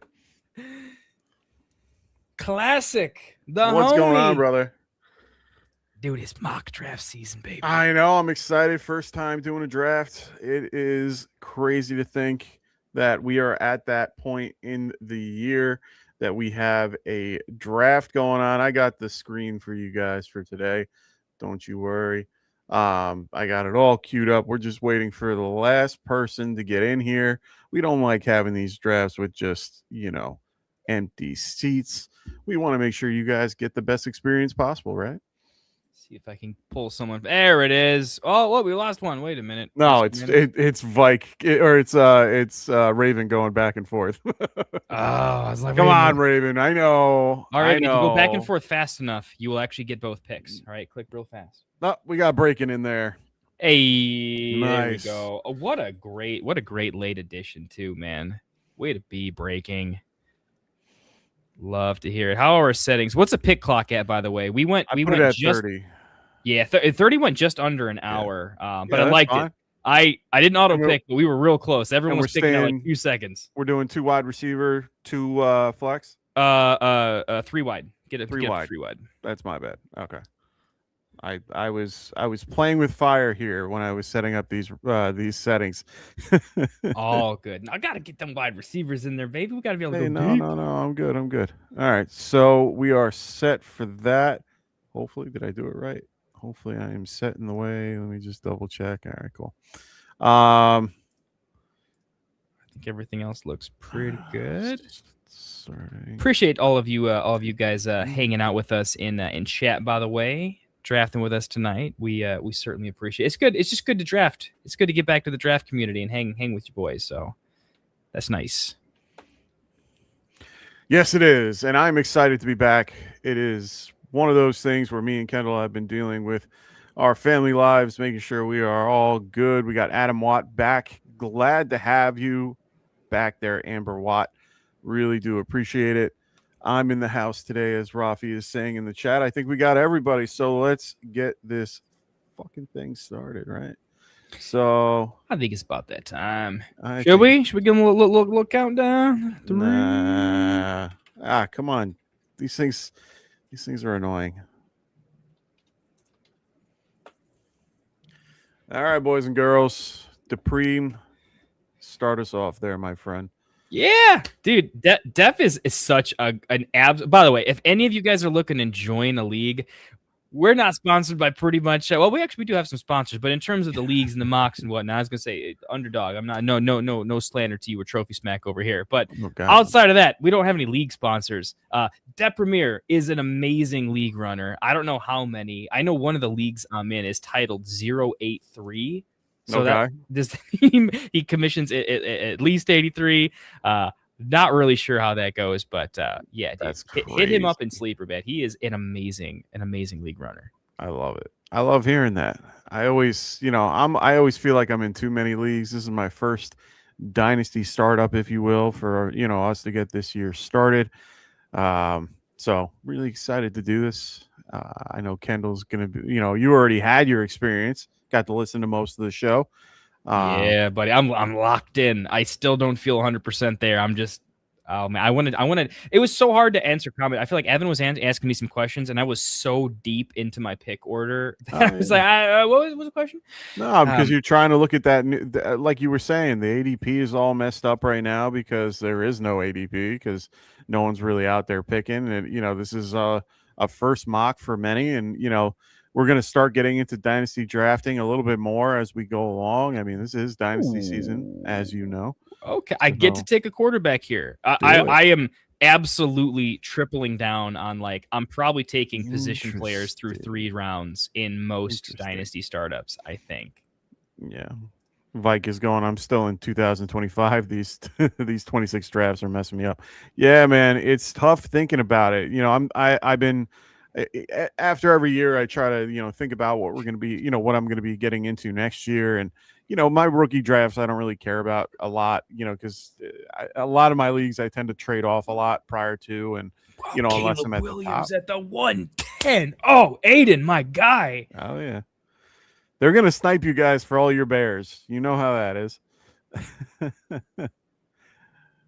Oh, okay. So That's what's 083 then? That's how it should be. It's got the numbers in there. I'm assuming 83 is when he was born. That's gonna be my guess. The 83 is his. Okay, I am not taking born. a quarterback here. What do we take though?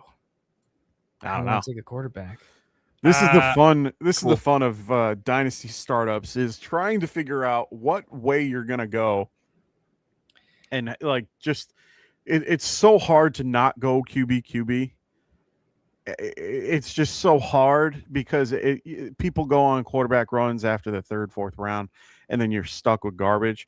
So you really want to play it really close if you can, but it's so hard not to take running back. It's so hard not to, take on certain situations. And right now we're at that point. I'm getting that right as we get to the 210 here. Who do you hope Oof. falls to you right now? I don't know. We're gonna get sniped anyway, but who? Because Yeah. you're a QB guy, and there's a big QB. No, run I'm not. technically on the Honestly, I'm board. really not a big QB guy. Honestly, I rather have most of the guys at the end of the drafts. You know, those older guys that are a little bit more consistent, a little bit more on their game. You know, do like your Jared Goffs more than most people. I am think, the opposite of I'm Matt Rife comparatively to your Leonardo DiCaprio, if you will. So true. I like the older people, the older group. I just a smidge more than normal.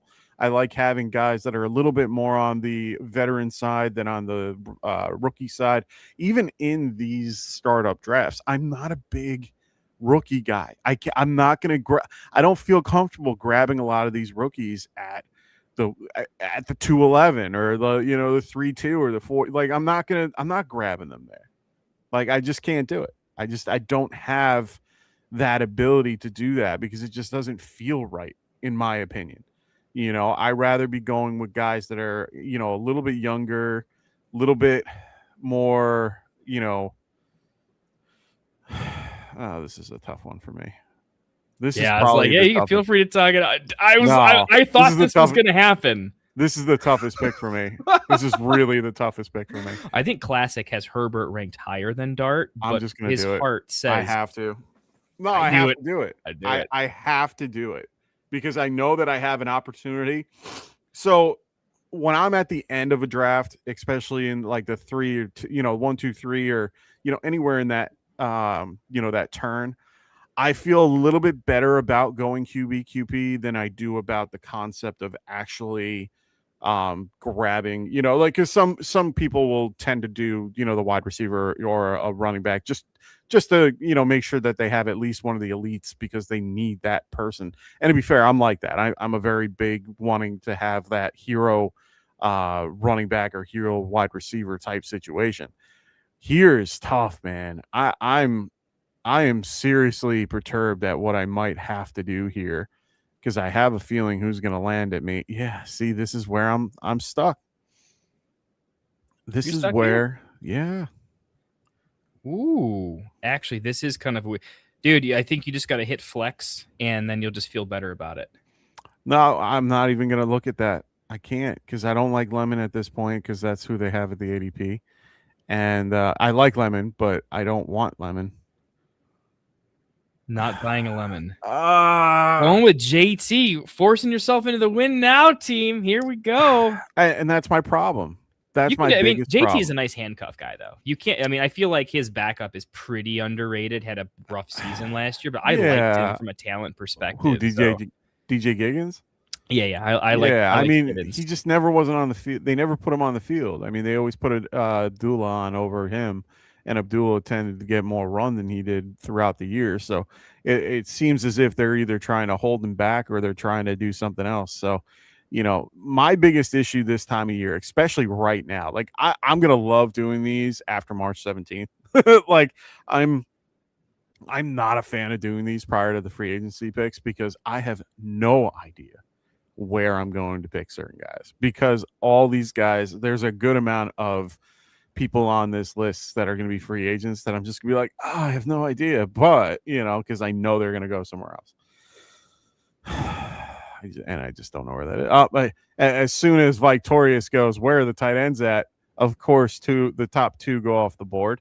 Dude, I was like, Vike, man, wait till I make a pick, buddy. Don't tip the cap. I wanted any of the top 3. If I have to take my beloved Bear in Loveland, I will.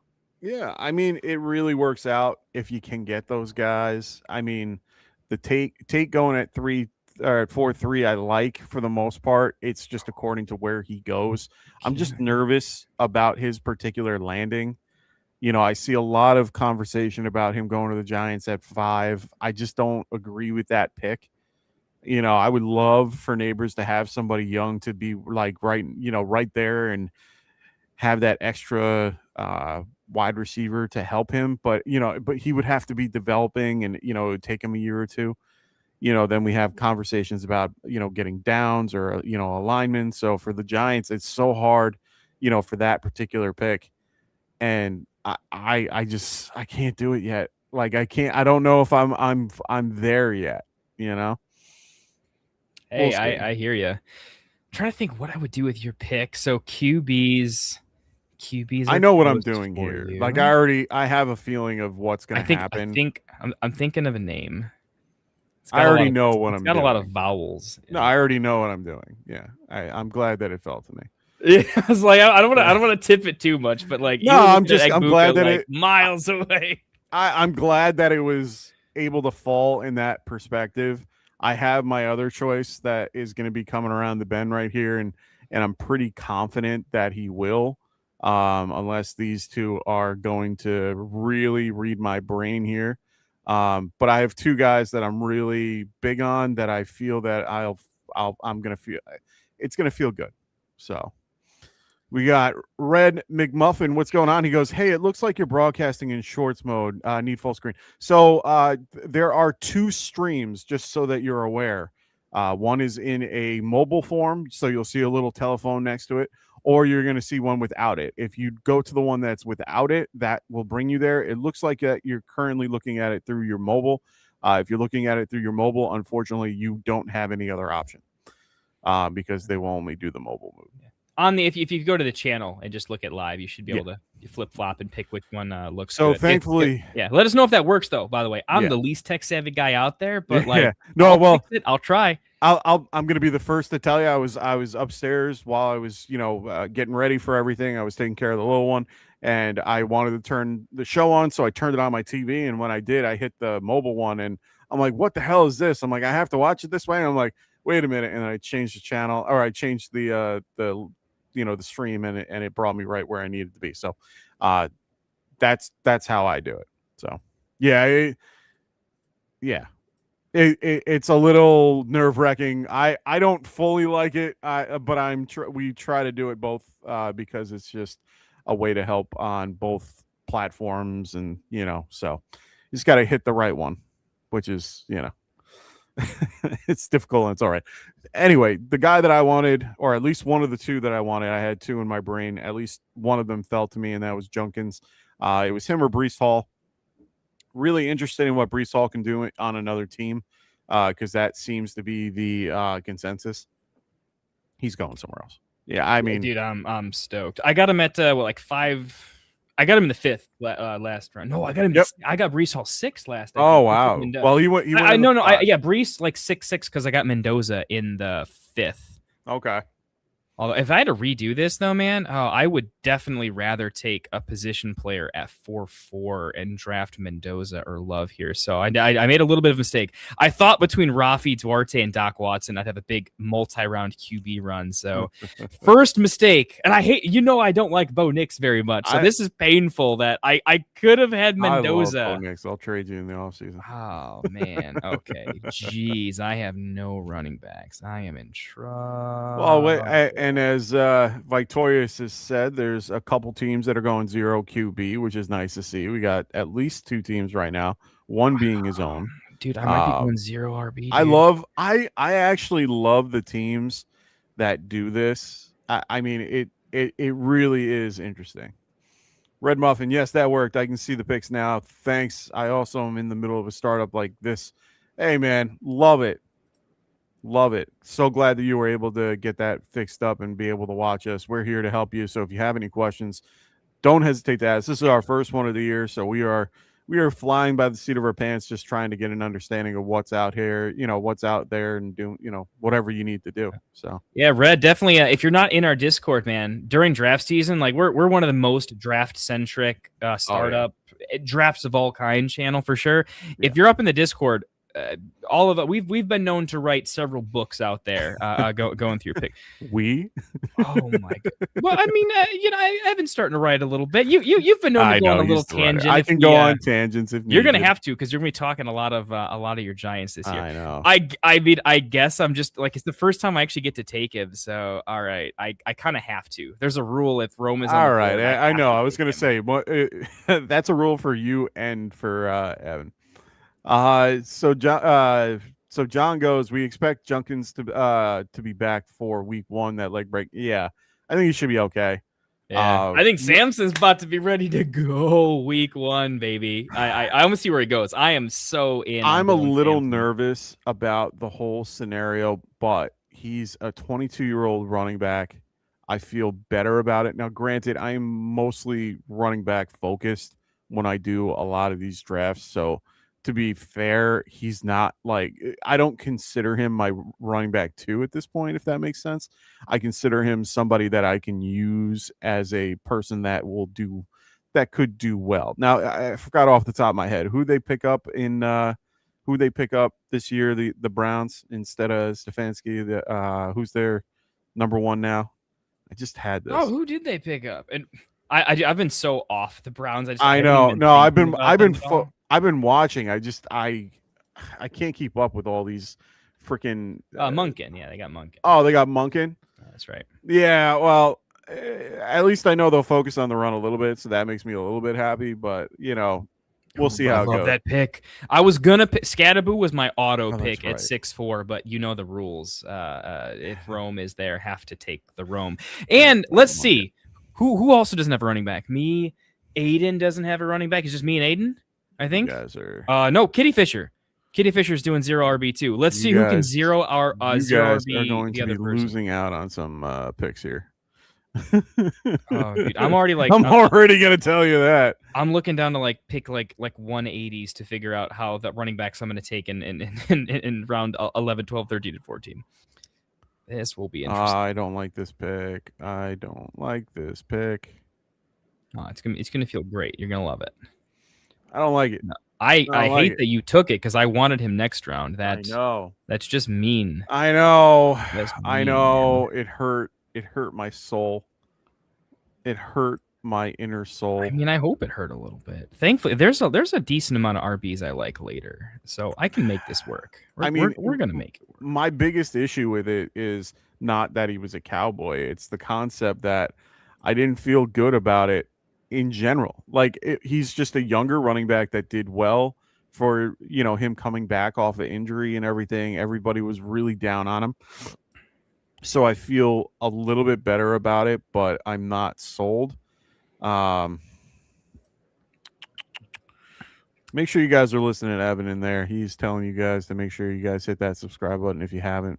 Please do. Yeah, dude, tell him how it is. Man, seriously, it helps. We are absolutely begging on our knees, man. It helps so much. Helps a few people find us, and maybe one day me and Mike can pay a utility bill, pick up a pack of diapers. That would be awesome. It would be so cool. So we appreciate that. Our kids go through at least 8 diapers a day. Come on now, help us out. I mean, I will at my 4-year-old and the younger ones. They will absolutely draw you a picture, and we will send that to you in the Discord if you subscribe. All right. I appreciate that. Going with your boy Cortland Sutton. Were you gonna snap pick Stroud if he made it to you at 7? Maybe. I wasn't really looking at QB there. That wasn't really where I was looking. You guys kind of ate up all the wide receivers I was trying to get to. And I wasn't really a fan of everything. I kind of picked him out of off a whim. I'm a very big fan of him. If he stays in Denver, I think he's even better, and it just makes him a better option for me. But if he goes elsewhere, he's still a really solid wide receiver I think he still has a ton of juice left. You guys can say otherwise, but I've thoroughly enjoyed watching him play. There's a lot of picks for me for wide receiver that I can get a ton of value with. So that's why I don't stress too much about it. And him going this early doesn't really scare me, especially now that I see the QB run, because I'm not looking at QB. So at least that kind of helps me out for one round. It kind of gives me a little bit of a buffer. I don't love the pick, but it's, I think one of the guys that I'm looking for is coming back. I think I have 2 guys that might be available when I get back, but we'll see. One of them will, because I'm thinking about picking them, but I'm gonna pick another guy. Oh no! See, I can't do it this year. Mike! This year felt gross. It felt gross. I had him all year, brother, and I could not stomach the year. I love Ricky Purcell. I thought he's a very solid wide receiver. I just can't. The amount of injuries he sustained throughout that year just doesn't want, like, it just doesn't. I just can't do it. That PCL injury killed him. Dude, it really did. I mean, I do have to take, like, I legally have to take a running back at some point, right? I'm surprised you haven't yet. Like, I mean, you want to go zero RB? I Enjoy, can't but do it yet. I mean, I literally can't do it. I feel like you're gonna be picking from the Alvin Kamaras and the James Connors of the world. Let's get crazy. Oh, nice pick. I don't mind that pick. I want to create a little tight end run with that. You know, remind everybody, a little TEP action. Get in there. There's some guys at the top of the board. Now I need you to take them in stride. You know, you got the QB, you got the tight end too last year. I mean, hey, I need. I didn't mind Laporta too, but I'm hoping that Laporta, Sadiq, and honestly, I think Kincaid's kind of a value this year. Like, that team is always going to put up 30 points a game, and I feel like Kincaid actually still has room to grow. I've been liking Kincaid in this next range, so I can't draft anymore. So I'm just going to tell you guys who you should pick here. Like, Kincaid's good. Honestly, Gadsden is going. Gadsden's picked 142 in sleeper. You just want this to be a full-on run down so that you don't have to worry about that position. Yes. I absolutely, guys, get some tight ends off the board. Help me out here, we man. don't need tight ends off the board. Oh man, it's just crazy because I still have to take like another 2 wide receivers, and then it's going to be RB central. I will not take an RB in the first 10. And I'm so mad at myself because there are running backs that I like here, and I can't take it because it would just be stupid to. And I have to go with a guy that I have been talking up more than anybody because I know he's going to get paid. And I don't care where he plays, he's still going to do well. I had to do it. I knew that was your pick for sure. I'm all about it. Yeah. I wanted to take him because I have neighbors, and actually I kind of like that. But I went three QBs already. I've got no room in my build for him. I really wanted to go. I really wanted to go the Henry route. And like, of course he. You got Herbert too, man. You got Dish there. I know I did, but you know what? It doesn't scare me. It's not upsetting. I'm not like crazy upset at it. It was what I was looking to do. Oh no, you're fine. I mean, look, Sadiq and Kincaid. This is where I have to pivot a smidge, and I'm okay with the pivot because I see a couple guys that's going to make it back to me. I'm just gonna make this pick, Woody, because we don't know what the hell's going on. He's getting priced. You're pricing him right though, right? I mean, he's a decent price. We don't know what's gonna go on with Joe Mixon. I'm assuming that Joe is gonna get cut next year. I'm just not there yet. You know, I gotta look at. Let me look at his situation real quick with his money, because if his money's all messed up, then maybe they keep him. But let me see, Joe. Let's see what Joe's doing. Oh no, they're cutting him. He gone. He does not. He has no guarantee next year's cap number's 10. If they cut him, they only lose $2 million. So he gone. They save 10 million, or they save $8 million cutting him. So he's gone next year. Woody's there. Woody did well for the most part. They got to build up that line. You know, they just need to build that particular line. Oh wait, it's 9. Can I take? Am I allowed to? No, I'm gonna hold out. I want to take a running back so bad, but I can't do it. I'd do it. Okay, we're gonna take. Do I go upside or consistency here? Shoot. So Dupreme, I love taking running back in most scenarios. I have like pretty much in most of my dynasty leagues. The ones that I have grabbed in one way or another, I am usually running back heavy. You know, me and Kendall, I still got to post the show. I didn't do it yet, but me and Kendall did a show of my salary cap dynasty league, and I have like the top. I think I have five running backs in the top 12 from last year. So, right, yeah, not bad, not bad at all. Not half bad. You know, I'm pretty good at finding those. Like at least doing my best to make sure I have those types of running backs on my team. Right after we stopped doing like more sports betting on the show is when you absolutely would have slaughtered it. So Vegas convinced you not to bet. They figured us out, man. I'm not really a big bettor anyway.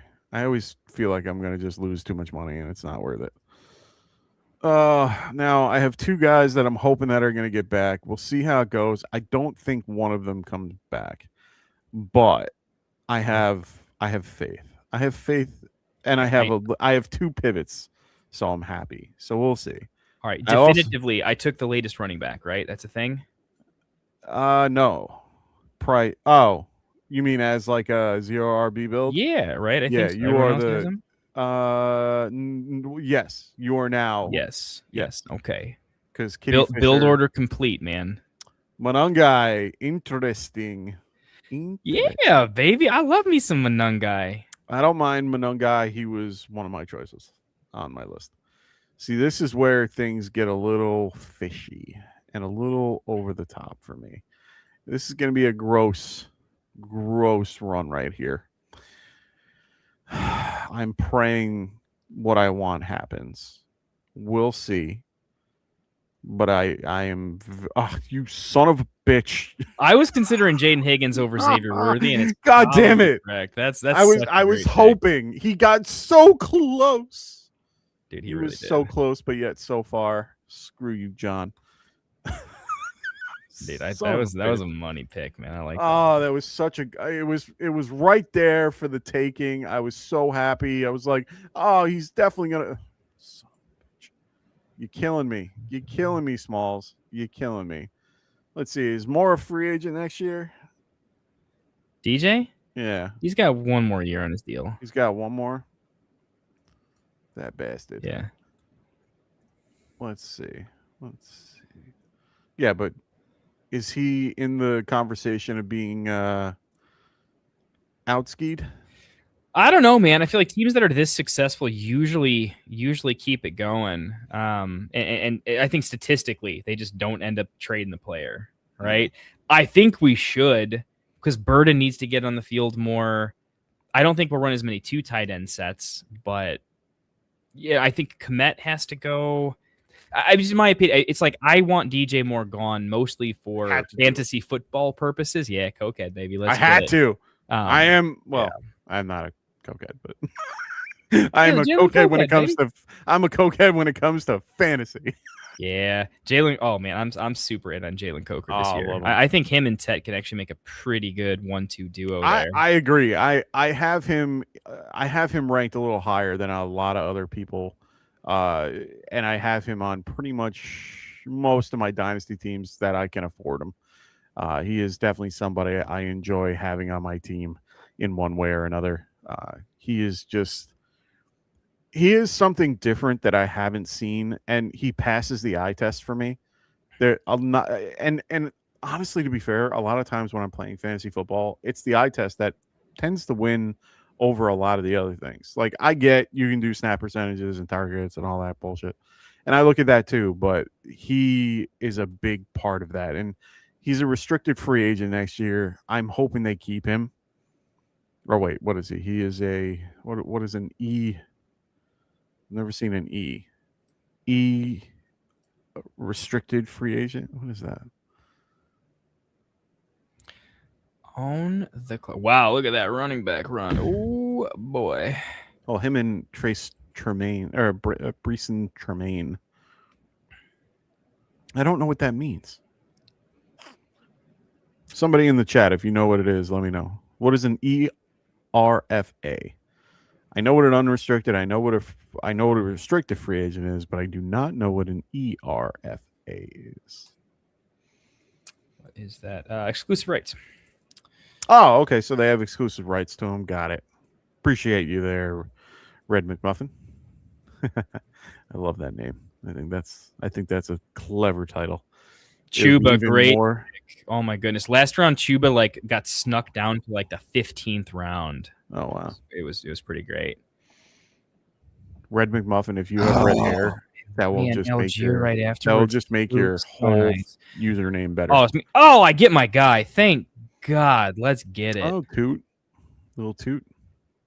If I get all my favorite like 0 RB targets here, that's super fun, man. I dig it. I dig this build a lot.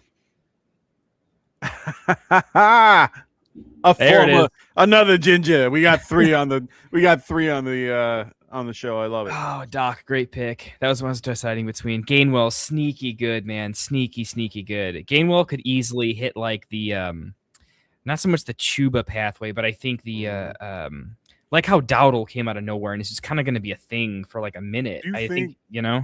Do you think they're going to be keeping Rodgers in one way or another? Actually, yeah, I do. Yeah. I only because it's the most Steelers thing to do. Yeah. Right? Like, forget what they should or shouldn't do. Just think, what are the Steelers going to do? Kick the can down the road? Get rid of the head coach. It doesn't matter. The Steelers are going to do Steelers shit. But do you think, see, and this is another thing that I hate of the offseason, because what's going to happen is it's going to be the offseason Aaron Rodgers, like, carousel bullshit. So we're not going to know anything until much later in the season. He's not going to make a decision until much later. If anybody watched the documentary on him, which I strongly suggest people should do, I watched that thing a couple times and really enjoyed it. It was just a very fun, very enlightening type of conversation that you get to see him in his own element. Now, granted, he's making that his, like, he's the one that is currently making that whole particular documentary. So I understand it. I find it interesting of who he was, and you get to learn a little bit about him. And I don't know. I thought I saw something where I got to understand who he was and what he does and how he does things. Oh, that's not a good one. Oh, there we go. Oh, I can fix it up. We can. No, you're good. I did that before, and I can move us up to the top. Oh no, we're good. We moved it. Perfect. Are you good? Cool. Yeah. But I thought it was an interesting way to look into his life and a way to kind of understand him, even though no one really likes him. But Victorious goes, I think they keep Rodgers and it ends up screwing up Calvin Johnson, most likely. I think it was probably Rodgers and not Arthur Smith keeping him off the field. Oh, 110%. Hey, there we go. Anthony Richardson. I don't mind that as a spicy pick, man. I don't mind it. Get it queued. Oh, my guy. He took him. He was buried. I was supposed to get him. I saw him. What a pick, baby. I saw him, and he was definitely on my radar around this pick. I have to kind of go off script a little bit because I have to. Dude, I love the Coker pick followed by Chimere DK, man. Oh, I know. Man. I love the Trey DK. Harris. What a great pick. I thought for sure I was going to get Trey Harris probably next round. And Kitty Fit, the Malik Willis and Chambliss picks, by the way. I know quarterbacks are going later than they would in a real dynasty startup. 100%. Yeah, I would have probably grabbed a QB already. Yeah, I mean, I know we're like rounding out builds and pretending they're all gone, which I totally get. But man, for those that are new to these, most dynasty startups are not 15 rounds. They are normally 20, 25 rounds. So just know that in advance. Yes, indeed. What am I going to do here? Do I Will just Howard the keys? Come on, right? Will Howard is not ready yet. Chugging. Do I have any RBs left that I care about? Yeah, I guess I got a few, huh? Dude, I guess I want to stop taking running back, but I can't. So he is returning to college for the 6th season. He ended up winning that particular. He won the thing. Yeah, that's right. Yeah, it was some court case, and he ended up winning it. So, I mean, it's dynasty, though. If he's on the board and you're able to get him, and you're getting him this late, who cares? Then you get him for a steal. I don't know. All right, I got to break from the running back and grab my other upstart youngin here. Oh, so yeah, So what's the deal with Chambliss? He goes, if he goes back to school, what do you do if he gets drafted in a startup now? Treat him like a Devy player. I would assume you would. I would think that it would be something I would, as a commissioner, if you're doing any startup now, to kind of make people aware of it prior to, so that it isn't a issue. But if it happens that way, then then they were going to automatically have to put them on taxi or something. So, because there's no other way you can handle that type of scenario. It's a commissioner problem. I mean, like, if I'm commissioner, I almost never commissioner. Like, I just have no time. But if and when I did, or if I was taking commissioner duties as co-commissioner, like running the draft, I would just pause the draft immediately if you take him and say, just like, let the guy. He's ineligible. Like, you cannot draft him. I'm not doing a like, oh, but like I want to take him and like, what if I get value on him next year? It's like, that's just, it's not a game we're playing. It's not allowed. It's just Sleeper should fix it soon. Just give it a couple days. So Kitty Fisher knows that he made the mistake and he goes, oops, good 2027 pick. Right. I think that's funny. I mean, I agree. It's one of those things that I'm either pausing it if it's I'm pausing the draft if it's a slow draft and just yanking him out and telling him, no, you're doing something else. Or I'm just letting everybody know in advance, please don't pick him. And of course, someone in the league will. It's just part of how life is. Raven goes, as a Ravens fan, I love to see Will Howard. Fair. I'll give you that. Raven goes, take Mason Taylor everywhere while he's still a Jet. Chef's kiss. I blame Perk. I don't blame you. I would take him every day too, but I wouldn't in real life. If we were doing this as a real startup, I am not taking him until like 2 or 3 rounds later. Really? If this is tight end premium, he's not even. Tight end premium, then maybe I'd take him sooner. Yeah. Yeah. I think he's nice. Plus, you got to remember NFL pedigree from his dad, which means he knows media training early. He knows not to do off the field nonsense. There's one guy that I'm really surprised. Super young, by the way. Taylor, this is why I liked Taylor with Loveland as well. They are the youngest tight ends in that class. They were like 20 when they came into the league. I think Taylor was 21, but a young 21. He's got so much room. Barner, what up? Pick. Why? Dude, classic. Why did anybody leave him for me? Oh my God. Classic. I really, really like your draft. Oh my God. I mean, you know me, like Sutton's too old. He doesn't exist for me, but the rest of your draft is absolutely beautiful. Oh, believe me, that was more of I had 30 seconds and I had no idea who to go with. And he was the first person that I saw. So I was like it's worth it at that point. Dude, Mason Taylor is going to be this year's like Sam Laporta. I'm calling. I'm like fading Sam Laporta, and I'm in on Taylor for sure. I think he's early season. He's going to be like a weird version of Tyler Warren. He doesn't have that dog in him like Warren, but I think he's just going to be used on a lot of routes. Yeah, no, I agree. I like Mason Taylor a lot. See, no. I'm going to be very clear here. Very clear. Eli Arroyo, yes, he is there. But did you see Arroyo on the field for any of the Super Bowl? I didn't. And if he wasn't involved. AJ Barner is the guy. They like him the most. They use him the most. He is somebody that people are sleeping on, and I love it because I will take him in any draft I possibly can because of that. He is one of those guys that I am just sold on as being, as Kendall said, the next Sam Laporta type, where he has been hidden on in that depth chart, behind guys like Noah Fant and when Noah was good. And then he just comes out of nowhere and just starts playing ball. Sam Darnold loves throwing to the tight end, and he's been doing well with that.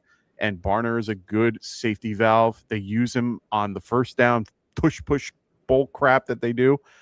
I love it. He is a solid tight end. Love him a lot. I do think Eli Arroyo is a good receiver, and he's very talented, but he can't do the other things that Barner can do.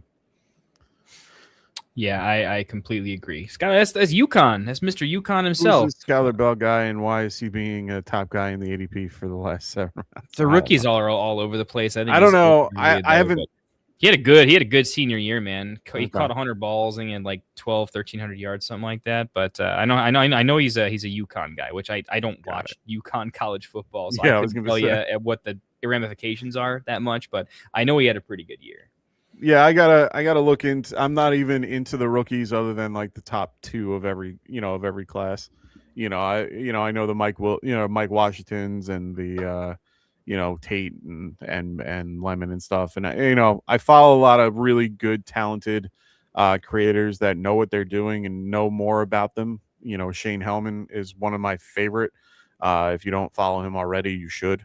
He is one of the best. I need to get him back. He will be more than welcome to come on the show, and he knows that. He is always welcome. Shane Allen? Oh yeah, I just read a really good article he wrote the other day on his Dynasty buy sells. Very nice article. Definitely go check it out. Great writer. He is also in line for a FSW, so he is a finalist as well. He is a great guy. We've had him on the show a bunch. He's done a bunch of drafts in the beginning. Really great that we were able to get in touch years ago, and love keeping in touch now. Other guys, my buddy Fantasy Nerd Boy on X, great. He's just one of those guys that just knows what he's talking about. His group with Dynasty Degens, they do a really good job with Dynasty breakdowns of Devi guys. Devi Royale with Kevin Coleman, they do a great job with all these new guys coming in. They have breakdowns. They do their own. They have their stub stacks and stuff like that. Go support them as well. I'm never going to tell you guys never to. I'm always going to tell you guys to go support everybody else. They are wonderful people all over the fantasy space. Raven goes, when Isaiah likely ends up on the Chiefs, that last round dart throw at him going to look insanely good. Hey, man, everyone keeps saying he's coming to the Giants, so I don't know what you're talking about. Every guy I see for free agency just keeps saying that he's going to be a Giant. I'm like, I hope not. I like him, but I like Theo. I think he's pretty solid. Agreed, man. Agreed. Oh my God, I didn't even notice that. I don't know, man. I don't know. I think that's going to be a rough choice there. I think they're going to have a lot going on with that. With Jonathan Brooks, it's going to be tough. I mean, we'll see. We'll see. I kind of like Brooks as like I don't see elite upside, but I do feel like Brooks is going to play in the NFL. I think he's going to have an okay role. Right. I don't know. I don't mind it. The only thing I would be much happier because I think you can pop him on IR for a while. I don't actually know what happens next year, but there's the roster space. Like there's a chance he starts next year on the pup and stuff like that. So you might get that extra roster spot pick up. That's if he doesn't develop, and that's if he's not cleared by then. But I think his thing happened early enough that he should be ready for training camp. So I don't see that happening. But if they lose Dowdle and they go with him and Hubbard, I think that's the plan. Dowdle needs a bag, dude. He definitely does. But at the end of the day, it's one of those things where they're gonna have to figure out what to do with him, what to do with Jonathan Brooks. But I do think, unfortunately, he is he's a bust if you want to consider him, based on where everyone thought he would be at this time of his career.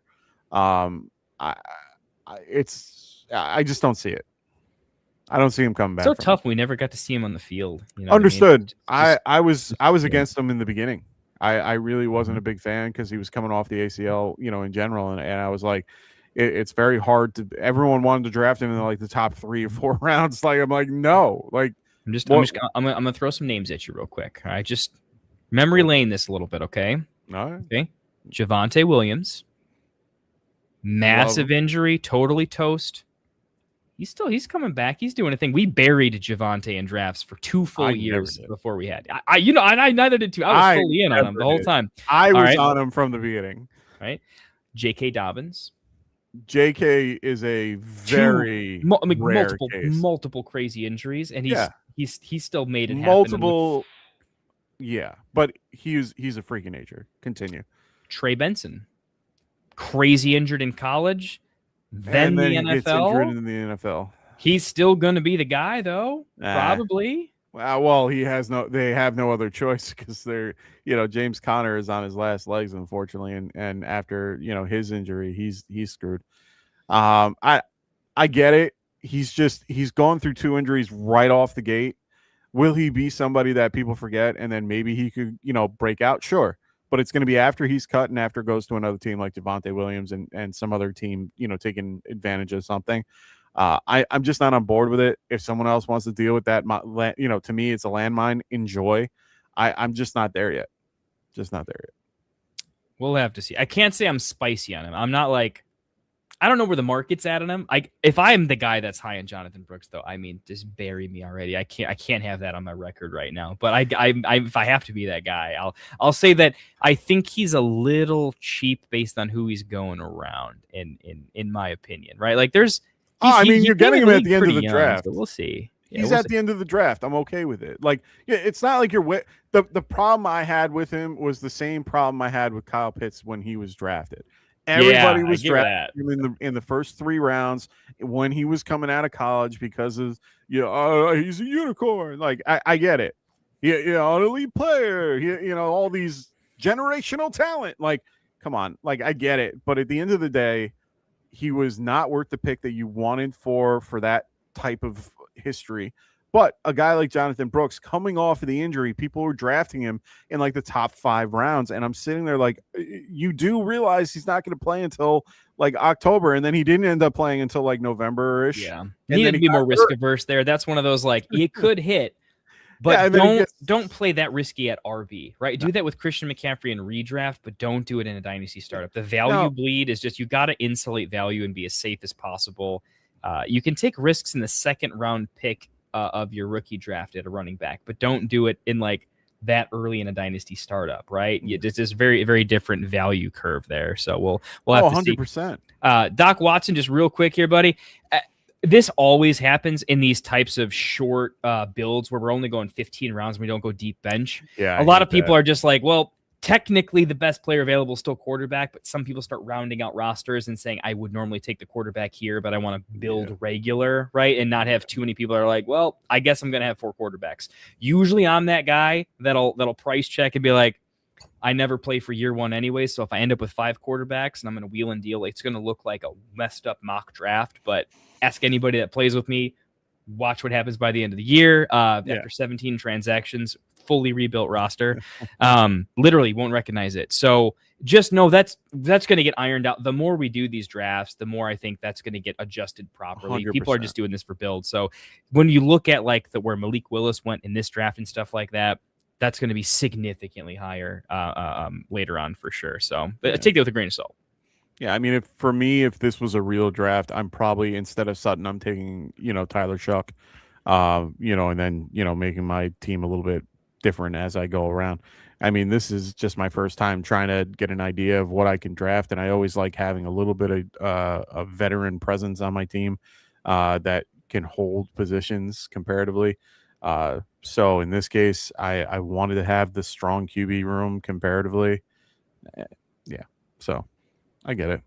You are strong there. Got sniped on all your stacks, but you are absolutely. I'll take Harris. I'll take Harris late. Yeah, I'm with you. Hey, should we break down a couple rosters before we call it a night? By the way, guys, in the chat, if you want your team broken down, man, make sure you like the stream and let us know. Otherwise, we'll probably break down each other's teams and we'll look at a couple here. Mike, did you have any builds that like during the draft spoke to you a little bit without analyzing kind of everyone's build? Anyone just early on you want to take a second look at that you liked the way they were playing? I'm taking a quick second look because with the 30-second clock, it's so hard to pay attention to certain things while you're doing this because you can't really judge everybody else's team as you're going because you're trying to keep an eye on yours. I'm liking Breaking Ball right next to me so far. Yeah. He got a lot of good value with Braylon Allen late, and on top of that has a decent wide receiving core that I could live with. I really like the Boutte pick in the end. I was looking at him as one of my last picks. Love the tight end group, loving the QB group. So solid build overall. I probably would have went a couple different ways with running back in general, but I don't hate it. I don't know enough about Allen to judge, but I love the Allen pick. But yeah, overall, I'm liking how that team kind of worked itself out. Kind of looking around the board a little bit more. Yeah, Breaking Ball, I agree, was one of my favorite builds for sure on first glance. Really, really like that build a lot. Yeah, I'll give you one to look at here real quick. I think it's definitely one of my favorite builds too for structure. And I think it's a structure not everyone's going to go with, and it's going to feel bad. I need to practice it more, to be honest. Okay. I really like Rafi Baum and Depp. I totally agree. I think your team is set up to smash year one, and I think you have enough production on your team 100%. where if you get a little injured and it doesn't go your way, I like the types of age you have there. Like guys like DJ Moore in the playoffs this year was doing pretty nice for you. You've got some guys. I don't know why he couldn't do that during the regular season. Jesus. No, dude, for real, right? But yeah, I think Depp's got to. We'll get to Depp in a second here. We'll go for Rafi, but I'll just touch on it right now with Depp Premier's build. It's not like there's not a lot of super elderly statesmen outside of like Henry, but there are guys like Pittman, Moore. We'll see what happens with Ayuk, but like maybe Ayuk has a lost 2026, but by 2027 is actually like a productive, Yeah, but he already lost 25, so. Well, there is that too. I'm saying there's enough where like if that season doesn't go right, you can absolutely sell Waddle and Pittman and Moore and have just like a trillion draft picks next year. And in rookie drafts, it's always easy to take the wide receiver. There's more of them than anybody. You usually have to reach at the other positions, and you can always take wide receiver. So when you do that build, I do like that you can sell out your wide receivers where you need to and draft literally a bunch of 21-year-olds the next year and mess around a little bit. It's an underrated concept, I think, which could make some sense.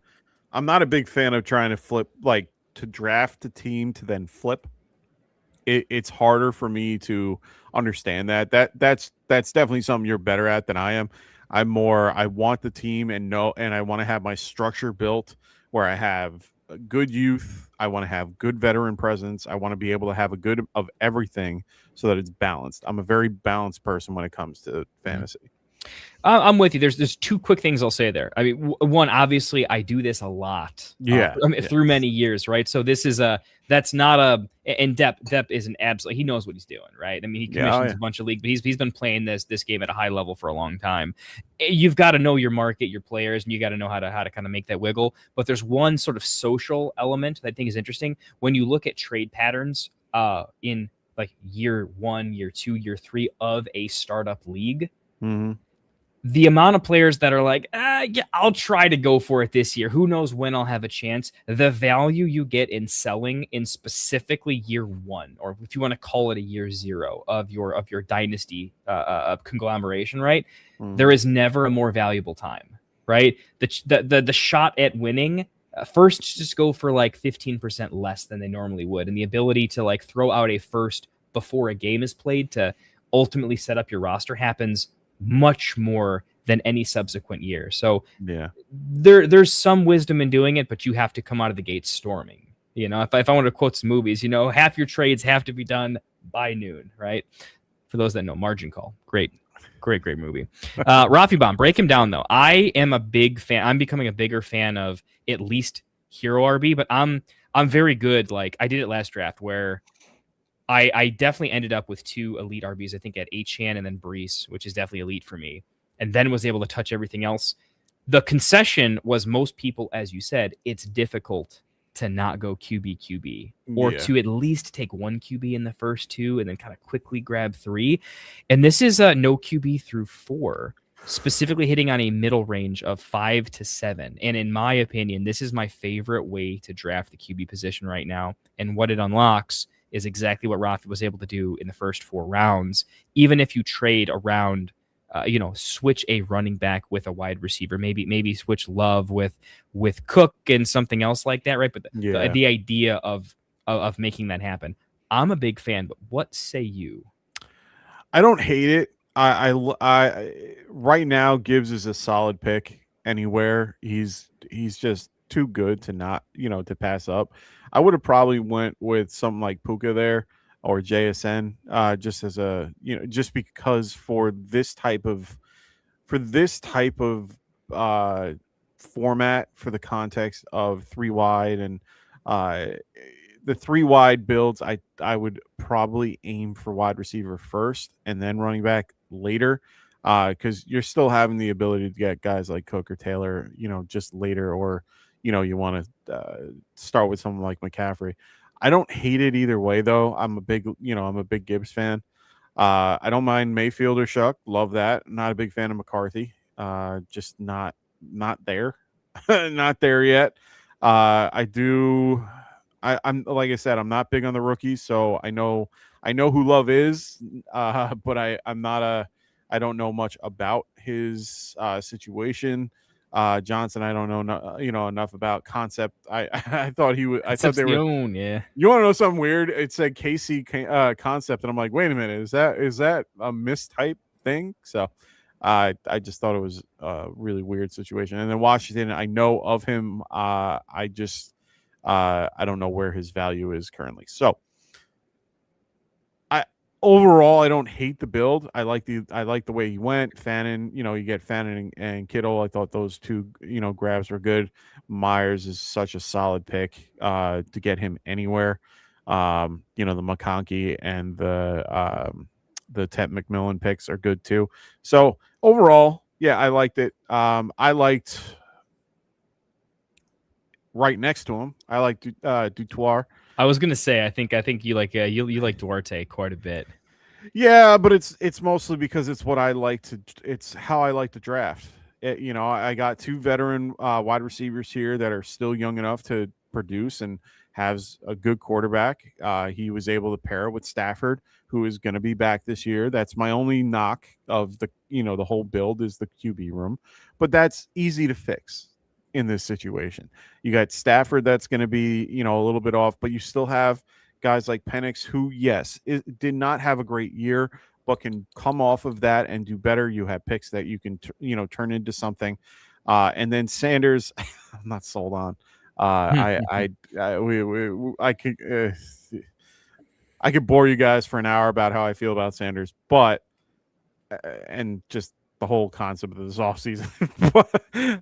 Right now, this is such a win now team that this is one of those teams that I think is winning it right from day one, especially with Walker where he is. He was really lucky getting Walker in the 4th. I thought that was a great pick. Kyron coming back in the 5th is absolutely insane. The fact I thought that was really, really nice. That little pack right there. I'm shocked that any of those guys were available for him at that point. The rest of the team just looked really solid. But I'm still loving Breaking Balls, choices there. I think his team is more long-term winning. Duarte's is more win today. And to, I think with Duarte's, Mr. 56 himself over there, there's only one, and I think this is an analytical. This is something that you won't catch unless you do a lot of mocks and analyze them. Like, if anybody here likes to play chess, right, there's a big difference between, I like playing a lot of chess. I'll hop on chess.com, do the thing, and the people that I'm play a little bit, but I'm also going to analyze the game and how I lost, what happened. It does something to your thinking. Here, you got to look at the difference in value between Flowers and just look at the guys in like the 9th and 10th rounds. I think that is a much thinner gap. And I think the strategy here, knowing that there was absolutely going to be another quarterback run, I think I could have predicted if I do enough of these mocks, I would say, hey, it's safer. Take that QB in 6 because I'm also going to have to double tap in 7, especially if I create the run and then get to end it, essentially. Yeah. You do lose out on Flowers, and it will feel bad 2 wide receivers through 7 at that point. But you could then, I mean, in that particular case, it might be gross, but I think I look at the guys that later on down the line, there's still like a Jaden Higgins, there's still Coker, there's other guys that aren't Flowers, but are still younger and quite talented. Jaden Higgins to Flowers could be extremely close in dynasty value within a year, right? 100%. And I think just 1 or 2 of those names kind of like that. And I know I got like Golden like a lot later and that kind of stuff, but there's enough value, even like a Bryant. There's a lot of the value is going to converge. But I think that was one small change that I would have made last year in my own startups and things of that nature. That was my number one strategy. I did a lot of mid-tier quarterbacks, had a lot of Purdy, had a lot of Caleb Williams, had a lot of Herbert. Absolutely smashed across the board. I mean, Purdy was injured, but obviously he took an ascent. I mean, with the way the team is and little weapons. But the idea was you had to make sure you get them a little, like one round earlier than you maybe were thinking. And consistently, there was always, when I was done with that pocket, the value still hit the next couple of rounds. I had enough players that I like. So it took some homework, but I think we're going to find like the specific 1-2 ranges where it's like, if I'm going to do that 0 QB build, you got to know when to take the first one, because you may have to double tap based on a hyper QB run that you yourself will have started. So a couple words of wisdom there. Any of the teams you like, you want to break down? I had maybe one more I would shout out, but I want to throw it to you, see if you see anything kind of interesting. Well, I'm going to answer Rafi. He goes, so far he's found out that good running backs are harder to come by in Dynasty than wide receiver in Dynasty. So in my logical mind of limited Dynasty experience, take the high end ones first. I agree. I'm not against the Gibbs pick. I probably would have went a different way if this is like a real setting for me. I rather than I had options to kind of go like with Duarte, with grabbing those, really strong options later on. But at the end of the day, it's not anything like Gibbs, who's a lot younger and a little bit, more at a different level than a lot of these guys.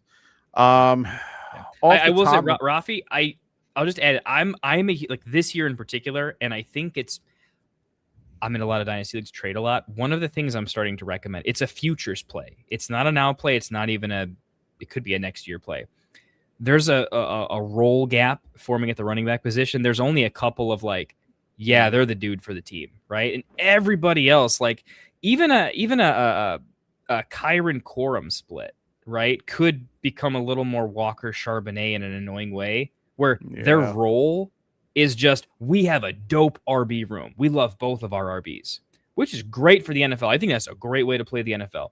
It does suck for fantasy when you are hoping for high-end production and the role doesn't fit the talent, right? So I'm a big fan of when you look at the Bijan, Gibbs, Genty, HN, Hampton, Love. You can throw a couple more guys in there. I would go down a couple more, but getting one of them, I think, is a significant edge in terms of later on. You only have to fix RB2, because your RB1 outside of injury, and you just assume if they get injured, you're done that year. Just, it's fine. It happens, and it happens to everybody. But if you just have to fix RB2, that's a much different problem, right? You can take, even in your trade market, you can just say, hey, strategically, I'm going to take just a crap ton of RB3s and 4s. Through injury, I'm going to have plenty of starts. Through oops, they're good, you're going to have plenty of starts. You only have to solve RB2. When you defer the entire running back position, I did, right? Just for kind of like the build went there. The chances that if I decide I want to win in a particular year because I'm set up for it, I am going to have to overpay for a running back that won't even be on my team, right? The amount of times I see Dynasty teams have to pay a second round pick for like a David Montgomery this year, who's just toast too fast. Or I'm trying to think of some of my own picks at some point in time that worked out, but they were just not good. The Aaron Jones pickup, if you need to, that kind of crap where it's like you're burning that pick. If you get that elite running back, hero RB, as they say, and you can properly, efficiently solve RB2, you're gaining a second or a late first back for free in non-overpayment later on, right? So it's like future value. You're protecting bleed. I think there's some wisdom to it. I don't know if you can go as strong as the double hero RB, because actually that's introducing maybe a little bit of additional risk too, because it's the most injured position in fantasy. But to Rafi's point, I think there's a 101, 102 take to that, which is like, hey, from learned experience, I just missed having a running back. But I'm seeing in a lot of channels, a lot of folks that are heavy into the Dynasty, that's becoming a thing because running backs vaulted back up in value in the Dynasty market when it was super trendy for a couple of years there to just fade it entirely. As a community, if we like running backs more, we should draft a little bit more, even if we plan to sell them. Yeah, fair enough. I think the other team that, after I keep looking at it, is John's. I was gonna say, I'm glad you picked John. That's the exact one I said. We cannot move past John's build because it's really good, man. I like the build. I would have gone a different way than Jalen Hurts. I'm not a fan, but I could go a different way with the QB at that point. It's just for some reason I'm just not there. But everything Just else, replace Hurts with Herbert. yeah. Mentally pretend that's the case. I wouldn't even go like Mahomes or Herbert. Any of the guys that went after Hurts, I'm pretty happy with. In that in that realm. So Mahomes, Herbert, Dart, even Trevor Lawrence. Like I'd be okay with those. I'm just not a big fan of Jalen Hurts as a whole. I have him really low in my dynasty rankings. At this point, I loved it because it was Bijan, and then you have the Nico Collins pick. You have good old Bucky right there with T. Higgins and Scadaboo, who you got. To me, you got as a steal. The fact that Scadaboo didn't go above Irving is kind of, that was insane. Like I think Bucky went late and Scadaboo went late, and it completely made his build. Like if he got screwed at those positions, well, you could if Bucky gets sniped, he can still end up with Hendy or Brees Hall, or Judkins, and I think it's fine. Oh, 100%. And the Scadaboo pick's big though. He misses out on Scadaboo, huge teardrop down to Javonte, Etienne, and Harvey, in my opinion. So I think that sealed the deal in this build. But even if you give him less on that one, I still think the build made up for me. For me, it's 8, 9, and 10. Rounds 8, 9, and 10, and having QBs done, that is the best pocket. Oh, 100%. Like, I want wide receivers there, and the fact that those guys are there, I think that's where the build came together, is he was RB heavy and then did not get punished even a little bit. And tight ends deep this year, so the fact that he still did fine. I mean, I'm not a big Njoku fan, right? We could talk about the later rounds later on, but no, I don't. Honestly, I don't mind what he did, except for the Trevor Ferguson pick. I understand Trevor Ferguson's a great pick overall. Like he's a solid tight end, but I would have maybe gone the Barner pick. I would maybe gone to Theo, or I would have gone a different way to guys that I know that I'm a little bit more understanding that could be the guy, because Parkinson did a great job this year in the Rams offense. So, and as much as they want to involve Ferguson, I mean, geez. It's going to be that difficult. But Njoku is going to go somewhere where he's going to be utilized. There are tons of tight end spaces that need to be filled this year. I'm the spicy Ferguson guy, by the way. I like him. I think he's nice. I think he's a solid guy. I've watched him play. He definitely meets the eye test, and he did a really good job with Stafford this year. He wouldn't have been on the field otherwise. So I'm all for it. I get it. I like that they threw him some red zone touches in the playoffs. So for me, that was like, dude, where did Arroyo go? Not on the field. A bunch of tight ends were like not in the field. And that guy, that guy was nice. And that was the whole point. Like, it was crazy that even happened. Njoku, I like, even though now he's a free agent and they have him as a Brown. But the fact that, well, he didn't say that he wasn't coming back, so I get it. But he is one of those things where I feel like he will be a steal for a team that will utilize him a little more. He can maybe go to a place like Kansas City or another place that might be. I was just thinking, man. You know that's the dream. Yeah, man. But you know what? They really do. They really like Noah Gray over there, and I think that they are pretty content with him that to relieve Kelsey when he leaves. So it might not be him. I think everybody wants it to be that way. I just don't see it yet. It's just right now it's trying to find the tight end landscape. Is they do list Travis Kelce as a unrestricted free agent, even though he's going to sign somewhere. Yeah, I like Miami a lot. I think Eagles? Njoku could be nice in Miami. Wow, I don't even realize how many guys are on contracts or on free agent list. It's Kelce, Njoku, Goddard, Hill, Higbee. Okay, so if Higbee's gone, that helps Travis, so I like that. Zach Ertz, he's dead. Pitts is going to come back. They're going to re-sign him. Zach, your wife is a absolute 11 out of 10. Go retire and have fun, man. Yeah, enjoy that piece of BS. But I'm not a big Christian Watson fan, so I didn't mind that pick either way. But it was one of those picks that I'm like, I'll get over it. The Pierce pick, he's going to go somewhere that he really enjoys, or he'll come Dude, back. I think Pierce is getting the bag, dude. Everybody He's thinks nice. so. Everybody wants it He's to be so nice. Believe me, I'm on Giants. I'm on Giants X all the time, and unfortunately, too many. I've seen pretty much every free agent is going to be a Giant. So I've seen him on the list. I've seen Likely on the list. So we're going to be getting Letterbound. We're going to be getting Letterbound, Pierce, Likely, and that's how people think it's going to go. I'm like, no. Let's be clear. We're going to re-sign Wandale Robinson. We're going to sign Letterman, and then we're going to just deal with what we have to deal with otherwise. So we'll see. But I didn't hate the Warren pick here and the Stevenson pick. Stevenson is very underrated. I honestly am very shocked to see how that all went and worked itself out during the playoffs. I'm very happy that Stevenson got the opportunity to run the ball as much as he did. So I'm really liking the Stevenson pick. The Evans pick, he can go. He's probably not going to be in Tampa next year. He's probably going to be moving on. So we'll see how that goes. But I love the Higgins pick because you sniped the shit out of me. Yeah, that Higgins pick was pretty nice. The Watson, Pearson, Higgins block feels this whole grouping I like. And honestly, you could have gone any different way that you wanted to, but I think you hit on all three of them, and there were so many options in that particular grouping. What I did with Wandale, even Mike Wilson, the DJ Moore. There was who else was around there?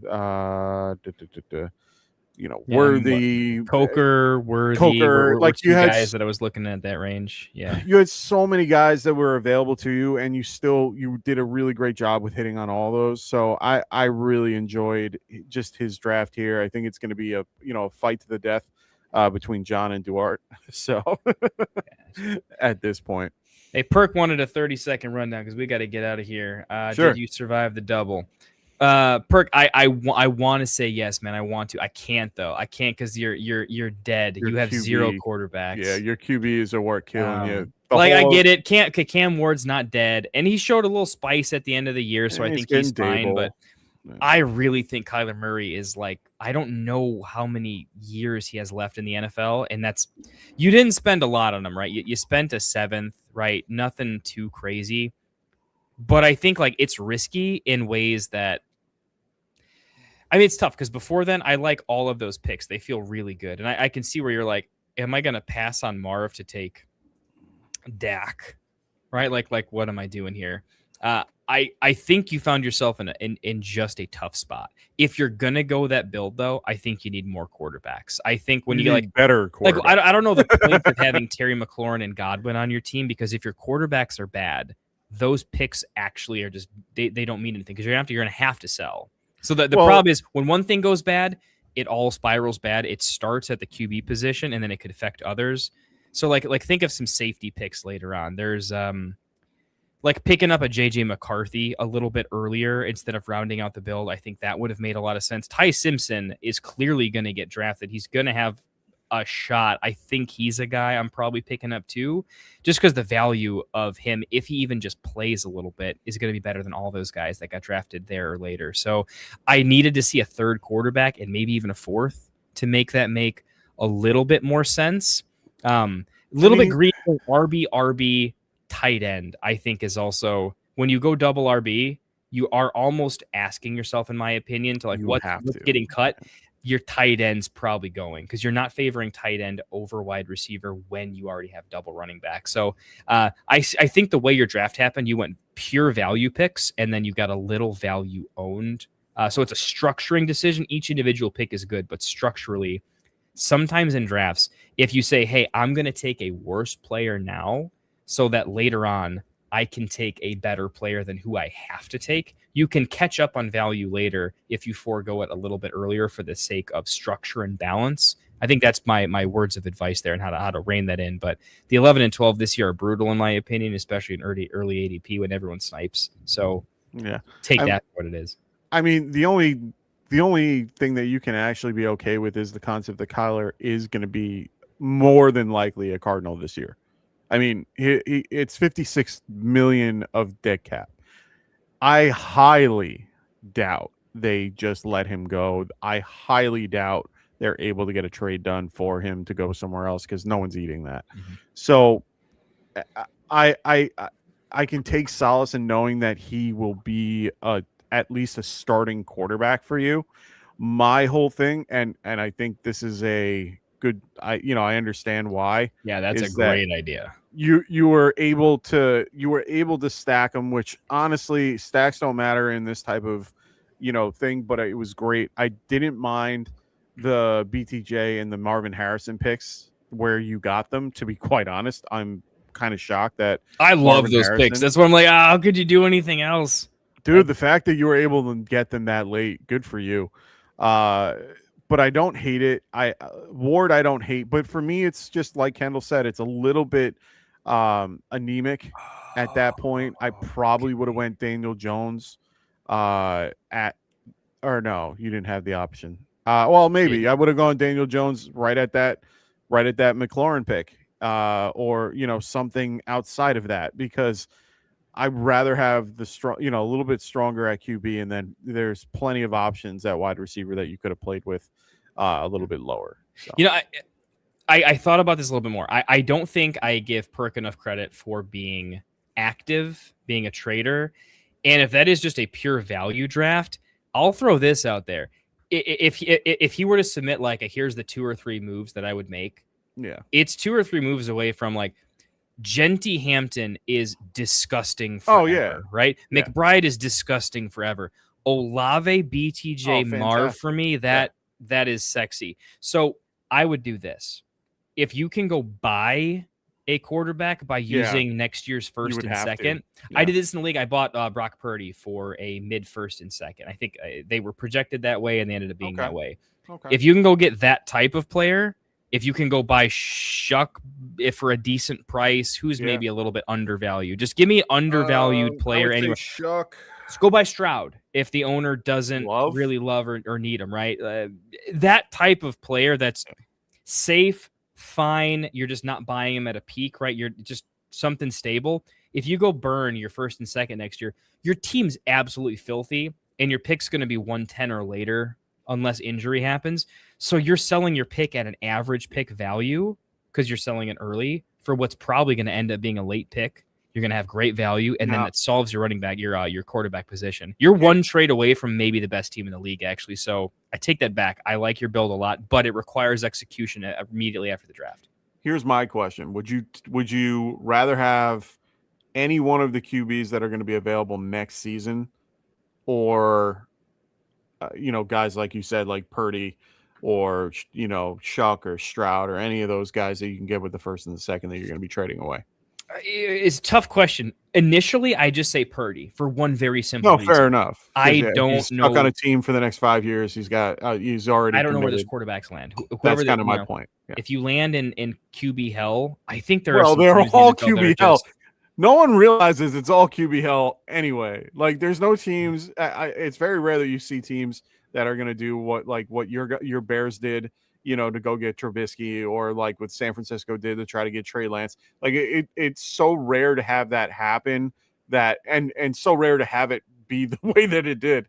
Right. So I mean, in my opinion, regardless, QBs are always going to be going. Those rookie QBs are going to the worst teams anyway. Overall, I mean, you're seeing Mendoza most likely going to the Raiders. Like. And I don't see anything special about this QB class anyway. I don't see anything special about most of this class. I think there's only 3 guys that are even in one way or another even worthy of wanting to draft in one way or another. And that's Tate Lemon and Love in one way.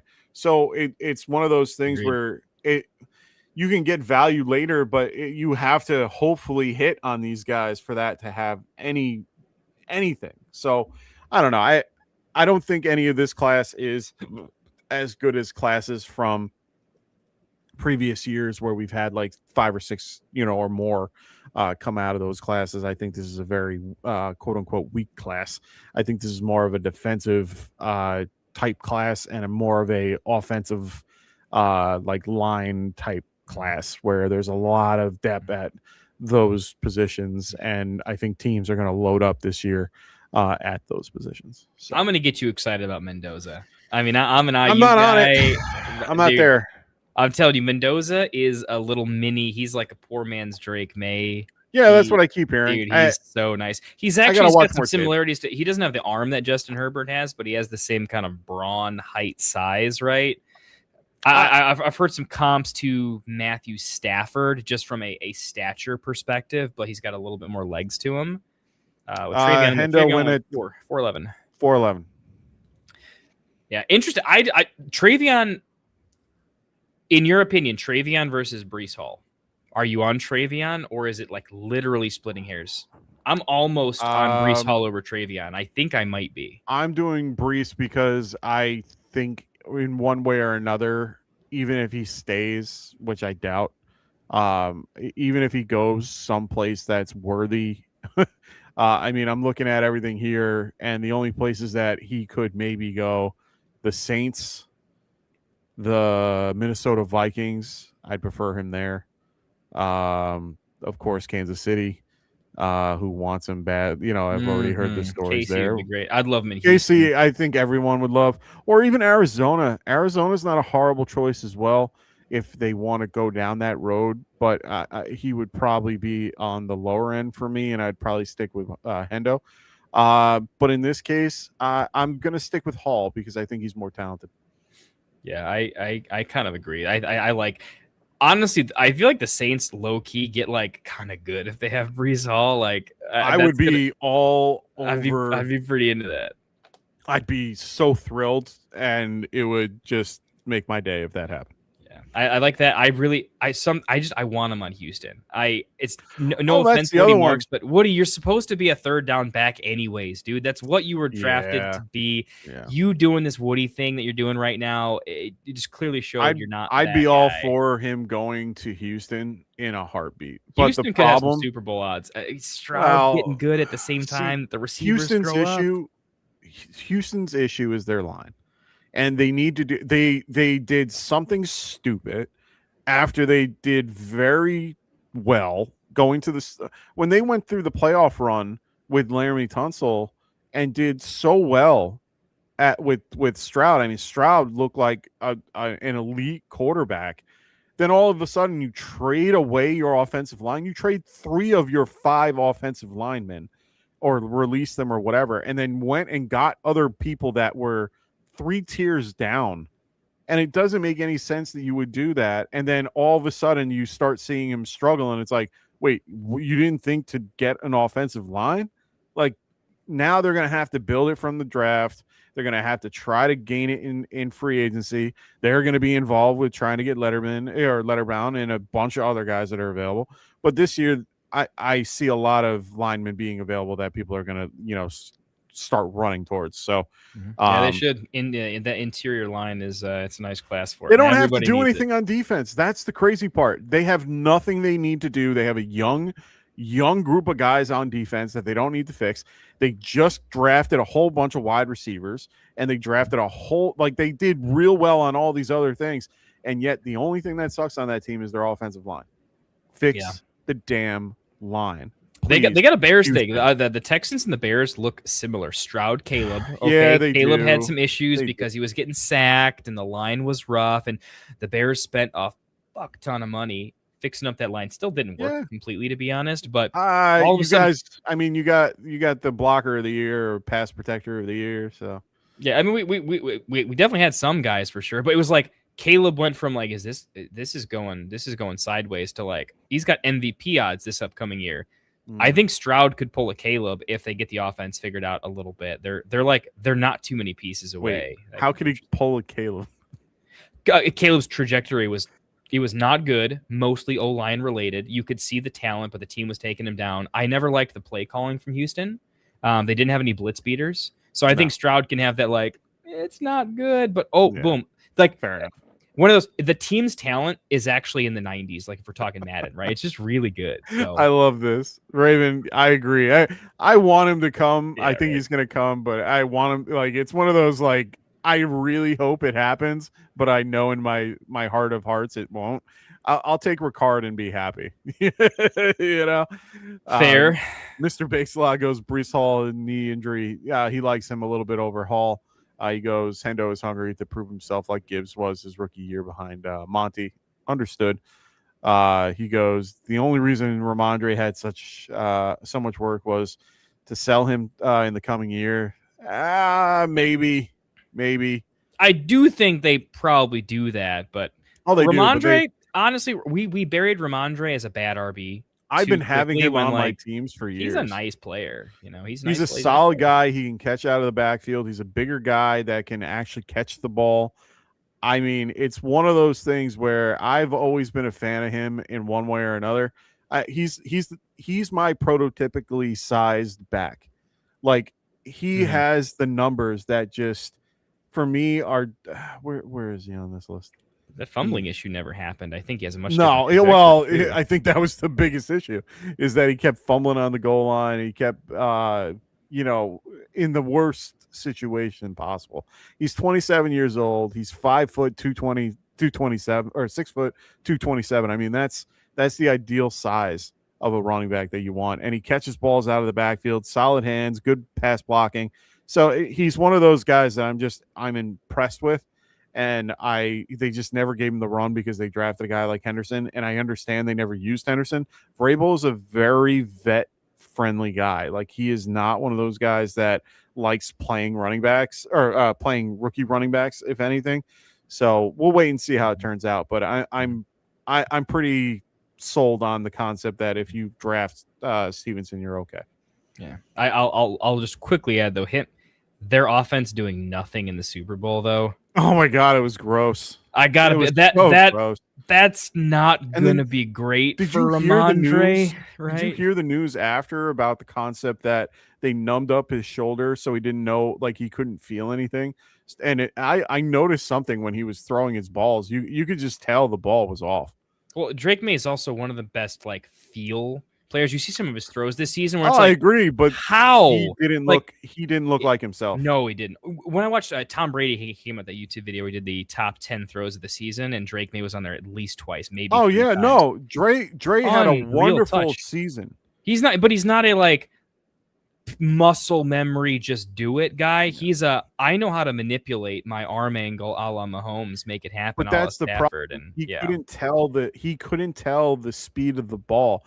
There were so many times that I noticed that the ball was short or it was too far, and it was because he had no real, he didn't have that memory of knowing how far or whatever, because they numbed him up so bad. It was just, now it could be an honest mistake too, but a little bit of medicine here too, right? You don't often know how drug tolerant a person is if they almost never take drugs. They might have been fine, but they realized, Drake May also looks like he's 12 years old. Maybe he's got the drug tolerance of a 12-year-old, and they gave him a normal man's shot, and he was stoned, right? That could have happened, and it kind of felt like it. So this is kind of a fun conversation. So Will was playing through a blown knee throughout the season. 100% agree. He allowed 51 pressures all season long and allowed 29 postseason due to his injury. It was also because, just to give you a little bit of breakdown on a couple guys that talked about it after the fact, he was giving a lot of tells, kind of like Juwan Taylor. He was showing his hand every time he would line up on the line, and he would have an extra foot. You would see his foot go back a little bit farther when he's in pass pro, and then you would see his foot on the line when he was doing run block. There were so many tells that they said that it was really it was really easy for them to know what to do. So he's got to work on that. It's definitely a rookie thing, and that's fine. A lot of rookies do it. So he's just got to work that out. He's a solid left tackle. He was one of the best prospects that were out. So just give him time. He'll be fine. Deep analysis there. We love to hear it. Oh, I love offensive line. Hey, my brother got me into it, so. Hey, we'll take it. Get that offensive line deep dive from Classic. Sure. There's a few other guys on the internet talking about it, so let's get it, man. Hey, I think we've pretty much killed this horse dead. What a draft! 2.5 hour stream. Hope y'all enjoyed it. This was a good one. What a banger! Yes, I know I had a good time with the inaugural Friday night mock. Appreciate all the drafters for coming out. Love you guys. Appreciate the folks in the Discord and on YouTube dropping in here. I appreciate it.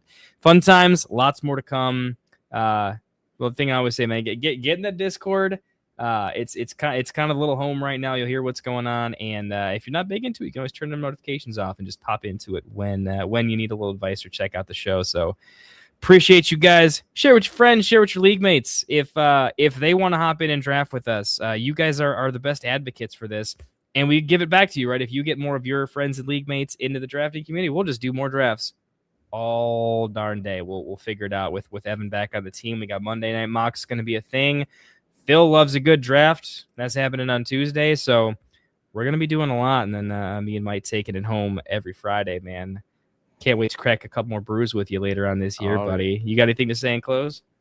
No, man, just make sure you guys are liking and subscribing to the show. If you haven't already, please make sure you guys are checking out our Discord. Like Kendall said, it is a wonderful community that we're trying to build and grow from there. Me, Kendall, Evan, even Phil are all in there one way or another. Frank's in there when he can be. And, we all try to answer your questions. Like Kendall said, we'll give you paragraphs most of the time if we have a free minute. I have a little less time on my hands these days with the little one not running around yet, but we'll get there. We'll get there. Yeah, we're almost there. No, I'm kidding. She's only 2 months old. So we're gonna have to do like a wear your baby stream one of these days, right? middle of the day. Yeah, it's gonna be fun. No, my baby is currently trying to go to sleep, so and hopefully sleep through the night tonight. Hey, fingers crossed for you, buddy, for sure. Sir. Yeah. All right, man. I think that's it for us at the Get Right Fantasy Network. Keep them sleeves rolled up. You guys have yourselves a great rest of your Friday night and an awesome weekend. Later, everybody.